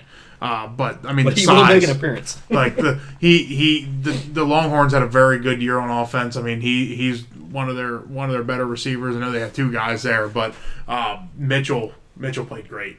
I really like his size. He's a go up and get it type of guy and has some above average speed. Like he's gonna change. He's gonna be a very, very good day 2 pick for somebody. And he might slide into the top. Yeah, I wouldn't be shocked first to see him day. in the first. Yeah, I can. I mean, there's a very good chance we see 6 receivers taken in the first round, if not more. Yeah. I think there's going to be a run of receivers in the top 10. I think the only chance that there's not a run of receivers at the top 10 is the top quarterbacks trade ups. No, and it's a blessing and a negative, I guess. Is that the only reason I think there may not go that many high is because it's so deep. Yeah. So because you can get one the next day. You can get a guy the next day, so you might not. Like, hey, I know we are picking early tomorrow. Let's maybe get an offensive line. Like if you're somebody like the New York Giants, if you're the New York Giants picking 6, you're gonna sit still. You're gonna sit still and take somebody like a Brock Bowers or Joe Alt and kind of figure out that part of your team first. And then tomorrow, maybe you got somebody like Adonai Mitchell, Troy Franklin available, Xavier Legette. Like you got guys like that are available. Yeah, I mean, and AD Mitchell, he's higher up on my list here, so I'll get into more of my comps on him when we get there for him. AD Mitchell falls just out of my top 5, by the way. He's my 6 guy. He would have been my 7 guy. He was my 7 guy, but with Ibuka decided to go back to college today. I have him at 6. And I think that was the best move for Ibuka. I agree. I do see a lot of Debo in him, but he needs to be healthy. He needs to stay healthy. But for me, you said AD Mitchell here. My number 8 is his teammate. Yeah, Xavier Worthy. Yep.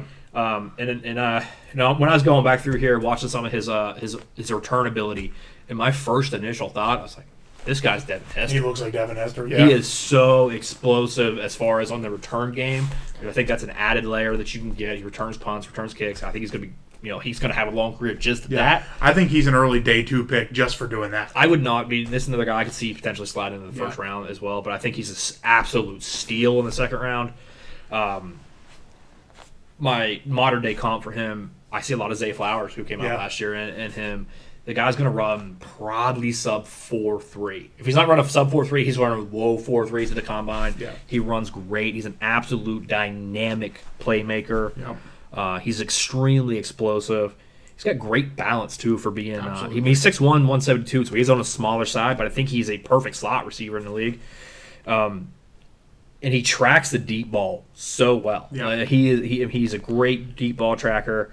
He runs really good punt returns. Did take a punt return. I'm sorry, he runs really great routes. He did take a punt return to the house this year, so he's got that ability in him. He's probably the best returner in the draft, isn't he? Absolutely. He took one to the house, and there was like 5 or 6 other that he was a shoestring tackle for breaking those, and they were like 40-yard returns as they were on punt returns.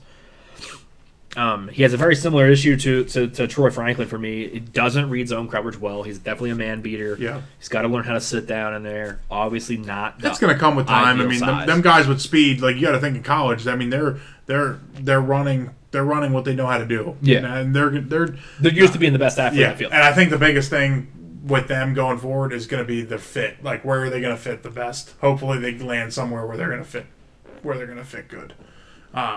Maybe somebody who utilizes them well, like Sean McVay or Matt LaFleur, somebody like that. Either one of those. Yeah. But yeah, I love Xavier Worthy.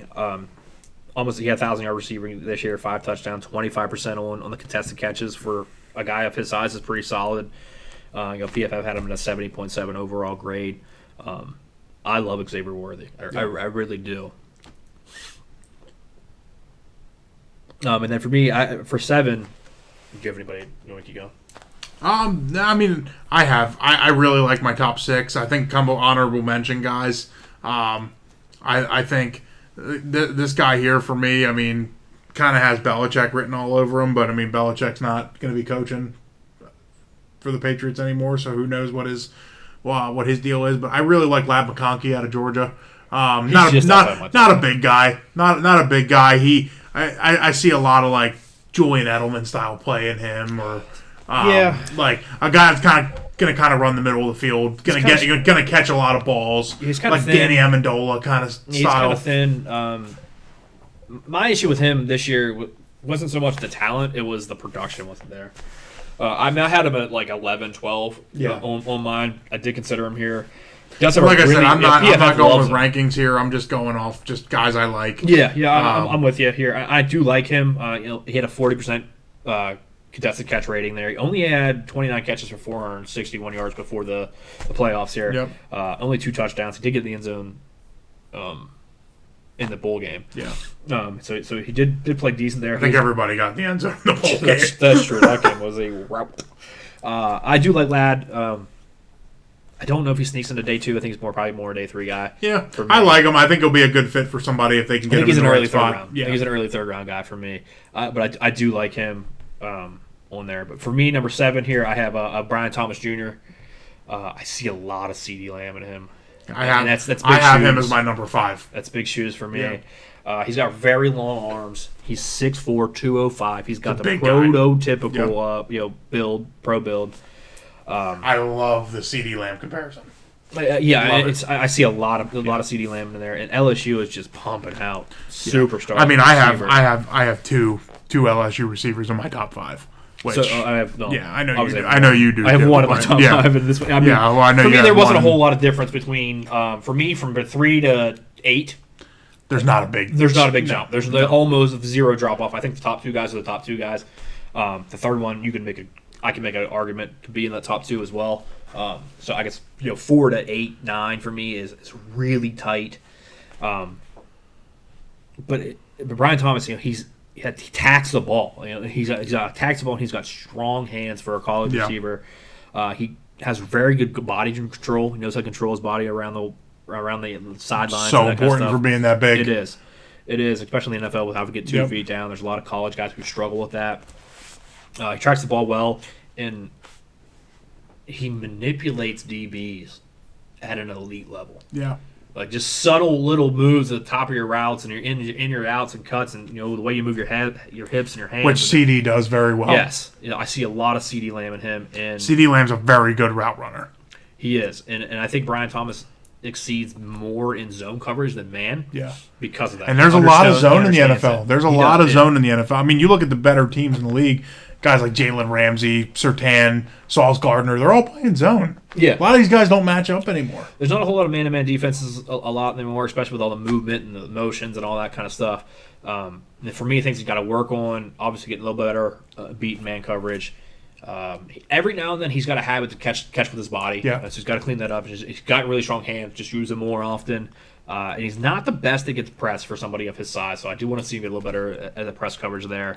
Yeah, but he had a crazy 58.3 contested catch. Yeah, like it's crazy. I think this guy here is probably could be the biggest receiver steal of day 1 or 2, just because I think he's not as highly looked at because he has a teammate that's going to go a little bit higher than him. Yeah, I think this guy could have higher upside than his teammate. I mean, I could see a similar Justin Jefferson path. Same school, same scenario. Obviously, where everybody was on Jamar Chase, and saying he was the best receiver on that team, and I don't know if that's. I mean, they're both really good. Yeah, they're both really good, and that's kind of like a 1A 1B. I mean, I can see his teammate like Malik Neighbors. I can see Malik Neighbors turning into a guy like Justin Jefferson. Yeah, because it's very similar skill set. And very similar the way they played in college. Yeah, those two, honestly, they remind me a lot of that similar. I think Thomas is the Chase to the I think they're different styles of receivers than what Jahmyr Chase and Justin Jefferson were, but I think they're both of that caliber where you're going to have 2 LSU guys come into the league and be near the top half of the. Is LSU wide receiver you? I think so. 100%. I agree. Where you at, 6? 6. I already gave you my number 6. 6. I mean, A.D. Mitchell was who I had at 6 here. I see a lot of D-Hop. Yeah. D-Hop's my comp on him. Big guy. He's going to go up and get the hands. 6'4". The hands. 196 pounds. I'd like to see him put a little bit of weight on there. Yeah. You know, maybe coming to the compound on a 205, something like that. I think it would do well for him. Only had 1 drop this year, so that's impressive. Not the fastest guy. No. He'll probably run 4.5s. Yeah, low 4.5. Maybe if he gets into the 4.4s, I think that puts him in the first round. Yep. It puts him in the conversation for first round. I think he's an absolute outside receiver. I don't really see him playing the slot. He's a big go up and get it guy. Yeah. He's got great hands. You know, he definitely catches the ball well. His release, he has very good steps off the line. So he beats press very well with his feet. He's very fluid. He's very violent with his hands as well. He's a violent runner. He runs pretty much every single route in the thing. He's one of the most polished route runners in there as far as, you know, he runs the full route tree. And I think he's arguably the best blocker as far as a receiver goes in this class for me. I agree. Which is important. You see a lot of teams like the Niners. You see guys like on the Niners, on the Lions. Those receivers really buy into blocking. And you kind of have to do that. Yeah, I think A.D. Mitchell buys into that. Yeah, and I think he does that. For me, his things he's got to work on here. Getting in and out of his cuts, he's a little stiff with that, and I think part of that's too is he does play a little too upright, which I think is why he struggles a little bit with press coverage. He lets guys get into his body a little too much. The long speed too, I think he could struggle with. He's quick, but he's not overly fast. Contested catch rate was 33.3 on him this year. Only 1 year production though, really out of him, so that's a little concerning, but. Still, you know, over 800 yards, double-digit touchdowns this year. Yep. I like him, and I see a lot of D-Hop in him, and I think if you're getting D-Hop there, you'll take that all day. That was your 6, you said, right? 6, yep. Okay. Going in, since we already went over my 6, which was I had A.D. Mitchell at 6. My 5 was actually your 7. So I had Brian Thomas Jr. at my 5, and we kind of already hit on him, and I think he's going to be a steal. I really do. I really like Brian Thomas. Yeah. He can play. I think he's a steal, but that's who I have at number 5. So I think my top 4 are pretty predictable. But who do you have here at 5? My 5 is Xavier Legette, and I think he's my most exciting player coming out of this draft. And I think he is going to light the world on fire when he runs a 40 at the combine. Yeah. I think he is easily sub 4.3. He is a absolute freak of nature. He's one of the bigger guys too. I mean, he's 6'3", 227. Yeah, he's he has the weight on him too. He's a very, very physical specimen, kind of GK Metcalf-esque as far as that goes. My comp on him, I have AJ Brown. I see a lot of AJ Brown. The size. Yeah, the size. Yep. He's at elite speed, elite size.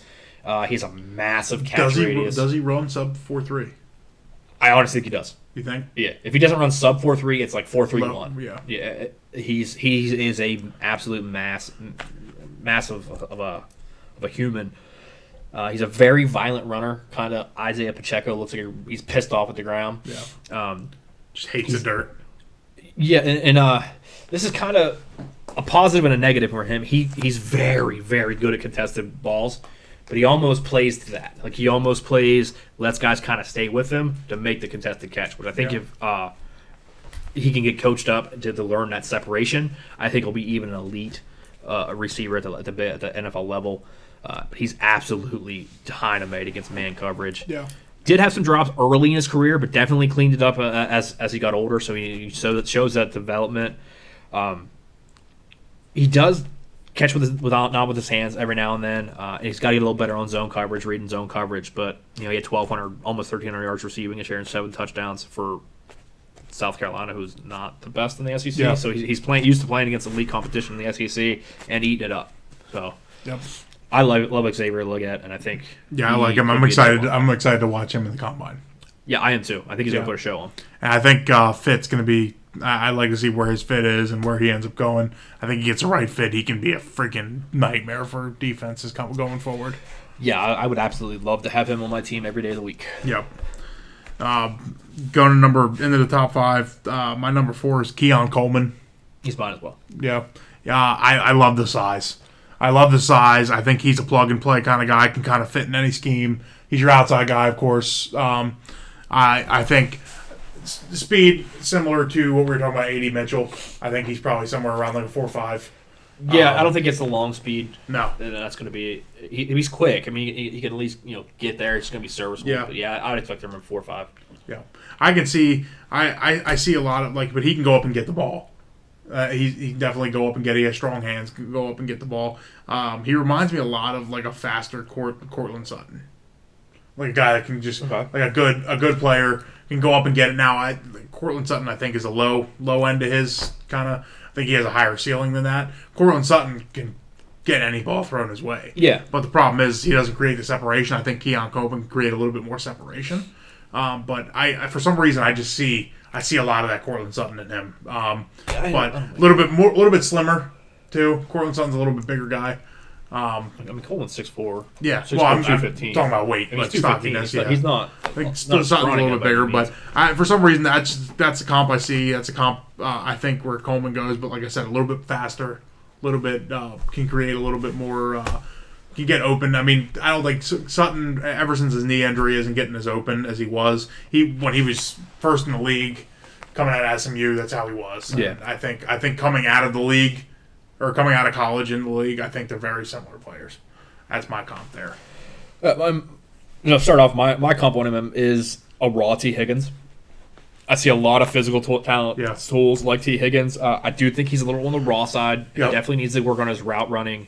And just the overall technique of being a receiver, which I think he can get coached up and be really good. Production was not as good as I was hoping it would be. I mean, only 50 catches for 658 yards this year. Wasn't overly impressive. Did have 11 touchdowns on it, though. But he does have elite size. Red zone threat. Yeah, elite size. He's an absolute typical pro build for me. Yeah. He's got good acceleration. Does lack the long speed a little bit. I mean, if he can run 4.45. I think that does a lot for his stock. Yeah, he's definitely a first-round pick if that happens. Yeah, if he can get under that 4.5 mark, I think it'll do great for him. He's got elite body control. Yeah. He's great in the air. He's got elite ball skills, too. He's a guy who goes up and will pluck them from just about anybody. Although only had a 33.3 contested catch ratio, I was a little surprised by. Yeah. But what I like about him, too, he's very agile after the catch. He's also a multifaceted athlete. He played basketball for Tom Izzo at Michigan State. Didn't play a ton, obviously, but that's a hell of a basketball coach there to learn from as well, just for life lessons and how to be a pro. Because I think Izzo's great at that. But yeah, I have T. Higgins on him, and I like that comp. I do like that comp. I think Kansas City would love to have him. Yeah, I think that's. I think that's probably his best fit. I think Kansas City probably tries to go up and get him. I don't know because I think if we have a run on receivers early, I think it depends on what they do in the playoffs. Yeah, or if they have a go up or not. Yeah, I think regardless, Kansas City's going big game hunting for a receiver. I think Keon Coleman I think Keon Coleman's an all-pro in Kansas City's offense. I would agree because that's the place where he can go and learn. He has the Hall of Fame quarterback there to learn from. A guy that's gonna put him in the best position to succeed. A Hall of Fame coach. Yeah. Like a guy like Keon Coleman's not gonna benefit going somewhere with Tennessee, like with Will Levis or somebody like that. He's gonna benefit with somebody that's experienced. I think that's a very good fit for him. Yeah, I wouldn't be overly shocked if Kansas City dipped in the receiver pool. Multiple times. 100%. I think they shouldn't be leaving the draft with less than three receivers. Yeah, I think it's for sure 2 with the first 3 picks. I know my honest opinion. Yeah. Jumping into 3, I think we might have the same number 3. I think we do. Who do you have? I have Malik Neighbors at number 3. I do have Malik Neighbors as well. I think he's very quick. I think he can play inside outside. I think his best fit is going to be playing inside in the slot. I think he's a very quick guy. He has very good ball skills, and he runs a really nice route. I think my NFL comp on him. I mean, kind of already said it, but the school comp, the player comp. I see a lot of Justin Jefferson in college in him. Now, will he become the same player Justin Jefferson has been in the league? Yet to be seen. Coming out of college, it looks very similar. Yeah, I mean, for me, my comp on him is a pre-knock the fuck out Antonio Brown. Pre-CTE. Pre-CTE Antonio Brown. Pre-Vontez Burfict. Yeah, I like Malik Neighbors. I do. Runs a clean route. He's a good route runner. He's an elite athlete. He does play all over the play. I mean, he played 226 snaps in the slot and 195 snaps out wide this year. So he played them pretty evenly. I think he can play both at the next level. He's explosive. I expect him to run mid 4.4s. I think he's going to run well. He's great after the catch. The release kind of was a little suspect at times, getting off press there, and his body control is not the best. And I did see him take some plays off late in the year. I don't love, obviously, the motor, kind of maybe a question mark for him there. He's great contested catch guy, 46.6% contested catch rate. Only 6 foot, 200 pounds. I don't have him as Justin Jefferson just because of the body size there. But the talent there, I think you could definitely make an argument for him being 2. I think it's personal preference. What do you like more? You want the little guy or you want the big guy? Yeah. I think you're looking more for an inside guy or more for an outside guy. I think it depends on your offense and which way you want to go there. So I would think our top 2 look exactly the same. I have obviously Rome Odunze is my number 2. I love the size. I mean, 6'3", 215. I think Kansas City would be absolutely foaming at the mouth to get a guy like this, but I don't think they get there. There's no chance. He's didn't play very well in the Natty. I mean, Penix, he didn't play bad in the Natty. He didn't play bad, but I mean, kind of Penix didn't play very well either. Yeah. So I mean, it's kind of, and I mean, I love his body control. He has great hands. He has great speed for the size that he is. He's probably going to run mid 4.4s. You don't think? You think he's going to run under that? You think he's going to run 4.3s? I think he's he probably ran 4.34 in high school. I think he's going to run probably 4.4. He ran 4.34 in high school. Is that what it was in high school? Time score at 4.34 in high school. Yeah, I mean he's fast. I wouldn't be shocked if he runs sub 4. You think he's in 4.3s? This is where he finishes. I think he probably runs a 4.4. I mean, I can see like a 4.42. I have a hard time feeling that he went to college, got bigger and stronger, and got slower. And got slower, yeah. I like him. I love the size and the speed together.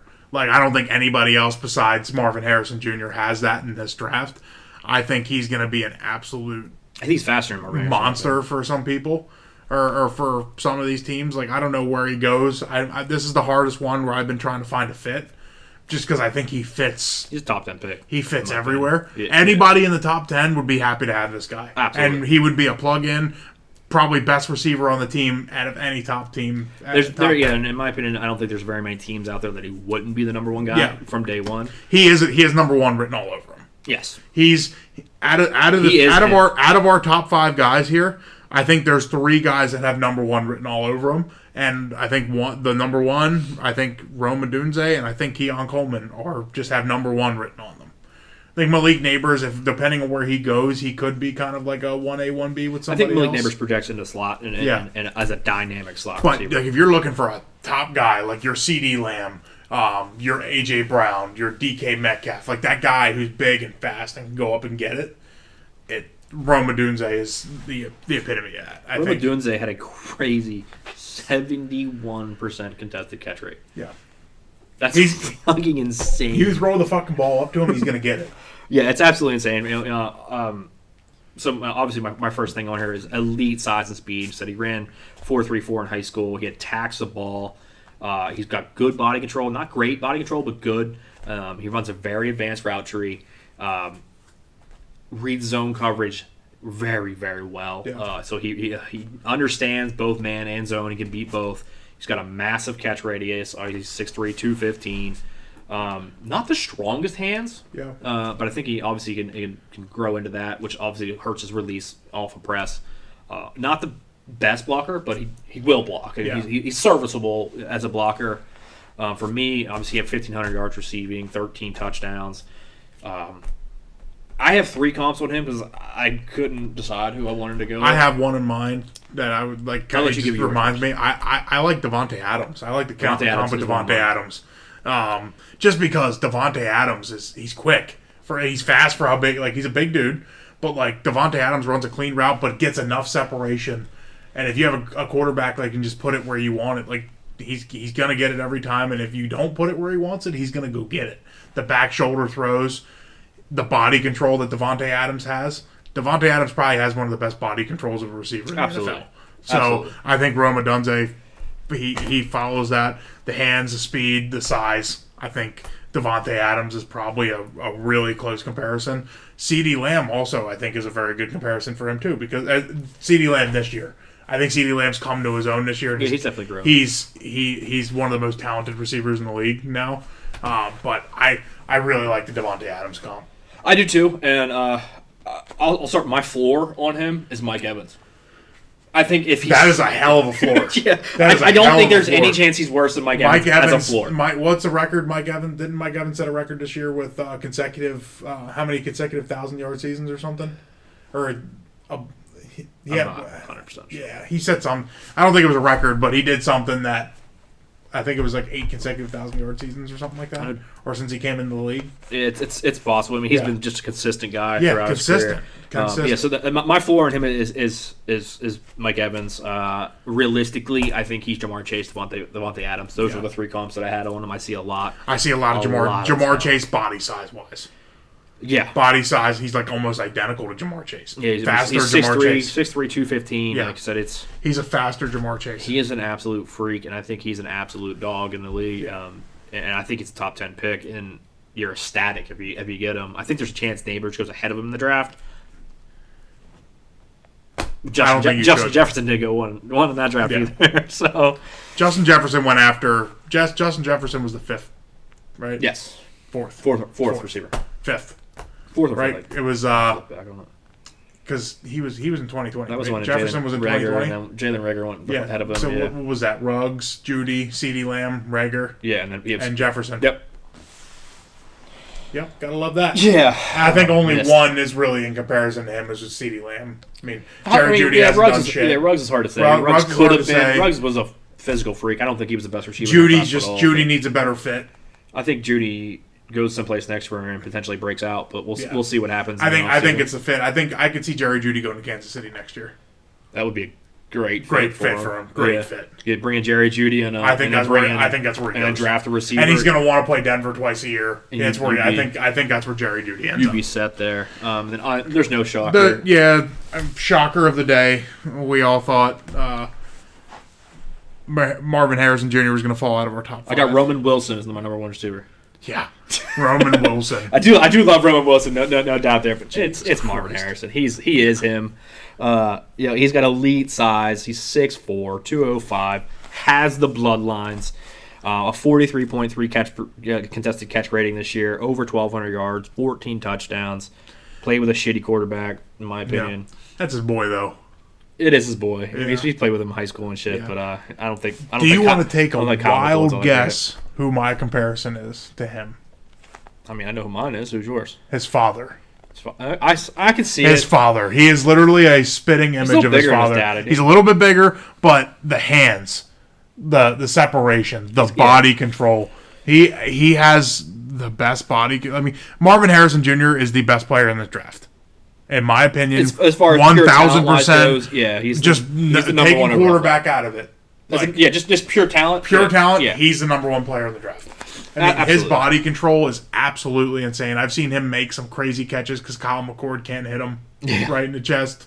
And he played with C.J. Stroud last year and did so well with Stroud. Like, Marvin Harrison Jr. is going to change a franchise. Yeah, as much as a receiver can, in my opinion. As long as he has a decent quarterback, I think he's going to have a Hall of Fame career. That's a big if. I mean, when you're picking so low. When you're picking 1 through 5, because that's where he's going to end up, you're probably not going to end up with a great quarterback. I mean, I think the best case scenario for him as far as quarterback goes is if Chicago gets him, and he ends up with Justin Fields. Yeah, I think that's the best. I mean, if he falls to Arizona, he gets Kyler Murray. Yeah, I think that's where I don't think he gets past. He doesn't get past Arizona. No. I don't think there's a chance in hell he gets past the Cardinals. And I don't think Kyler Murray's a bad. I mean, Kyler Murray throws a nice ball. I mean, Kyler Murray throws a lot of go up and get him kind of balls, and Marvin Harrison will go up and get him for you. He's a red zone threat.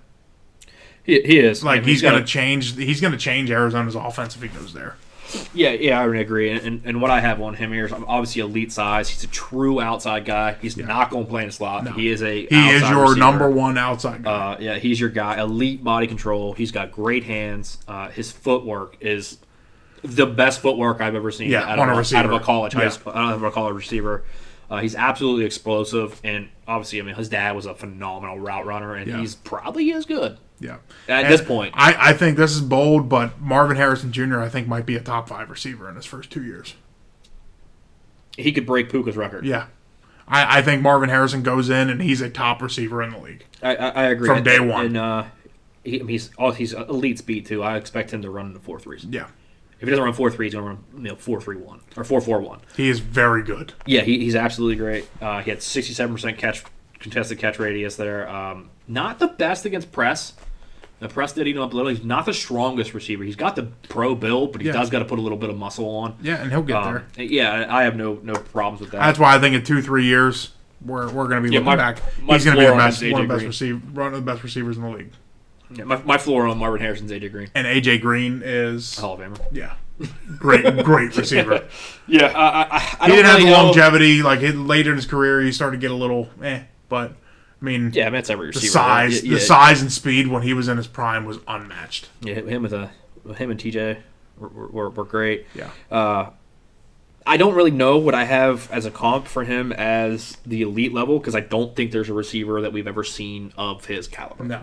I think he has realistic Hall of Fame, first ballot Hall of Fame potential, and I think he has a real case to walk into that household on Thanksgiving and tell his poppy that he's the better receiver in the league. Yeah, or better receiver. He was the better receiver once it's all said and done. I think if you're looking at NFL just comparisons of draft picks and where he is and where he's going to go, this is the best receiver to come out since Calvin Johnson. Yeah, and I think he's 100% in my opinion. I think he is better than Calvin Johnson. I think Marvin Harrison Jr. will be the best receiver in the league in the next 3 years. He's definitely now. It all depends too who's throwing him the ball. But I think he could really turn Justin Fields' career. Justin Fields, not that he's had a bad career, but you would definitely be thinking this guy's going to make Justin Fields an absolute monster. He's going to make Justin Fields way better. Yeah, if he goes to Arizona, I don't want to go. I don't want to see him in Arizona. I don't feel like as long as he doesn't end up in Kansas City. Yeah, if he ends up in Kansas City, that won't happen. It's over. It won't happen, But yeah, that's it. This is one of the fastest, deepest receiver core. Just to give a quick shout out to some of the guys that I also really like that are just outside of my top 10. Obviously, Lad McConkey I have there. Brendan Rice, obviously he's got the bloodlines as well. Bloodline. Obviously not as good as his dad, but very good receiver there. I love Roman Wilson. Yep. I think he is probably he could be a day 2 pick. I really do. He's got really strong hands, runs really nice routes. 50% contested catch radius on him. A guy I could see. There's two guys potentially as late round steals, kind of sleepers for me, and it's Torrey Horton, the kid from Colorado State. Yep. Nothing but production out of that kid. Over almost 1,200 yards receiving this year. And another guy here too. He's a senior. He got hurt this year. He only played 3 snaps this year, but looked really well last year. Is Dorian Clark. I think he could be a sneaky late round pick. I don't know if he gets drafted. We'll see what he does at the combine. He could be a nice steal for a UDFA and make the league. But I think it's one of the deepest receiver cores we've ever had. I like Jalen McMillan out of Washington too. I like Jalen McMillan I think he'll be good. He played very well in the Natty. And then just shout out. I mean, if you're looking for somebody with size, Johnny Wilson from Florida State. 6'7". I mean, he's a big dude. Like, where does he fit? Does he play receiver? Is he a tight end? I don't know. Yeah. I had a hard time calling big him. Dude, 6'7", 237. Tough. Not a whole lot of receivers 6'7". No. Definitely not elite ones either. But that'll do it. We'll wrap that up here. That's our top 10, top 5 kind of list on receivers. We'll go back at it next week. You want to do edge next week? We're going to do edge next week. We'll do edge rushers next week. I think we'll have some good debate on that. Yep. Probably get a mock draft out here in the next couple weeks. Maybe next week. We'll talk about it. Yeah, let's do at least do a top 10 mock draft to start until we know where these playoff seedings are going to finish. Yeah, we at least do the maybe top 15. Top 15. Yeah, the top 16. The non-playoff teams. Yeah. We'll see. We'll discuss that. Well, next week we'll have the teams that fall out, so we'll be able to do top 20 probably. Yeah. Yeah, we'll take a look at it. We'll Yep. wrap that up here. Thanks for watching, guys. Make Thanks sure for you joining us. like and subscribe. And just share the page. That helps us out a lot. Thanks, guys. Appreciate it. See ya.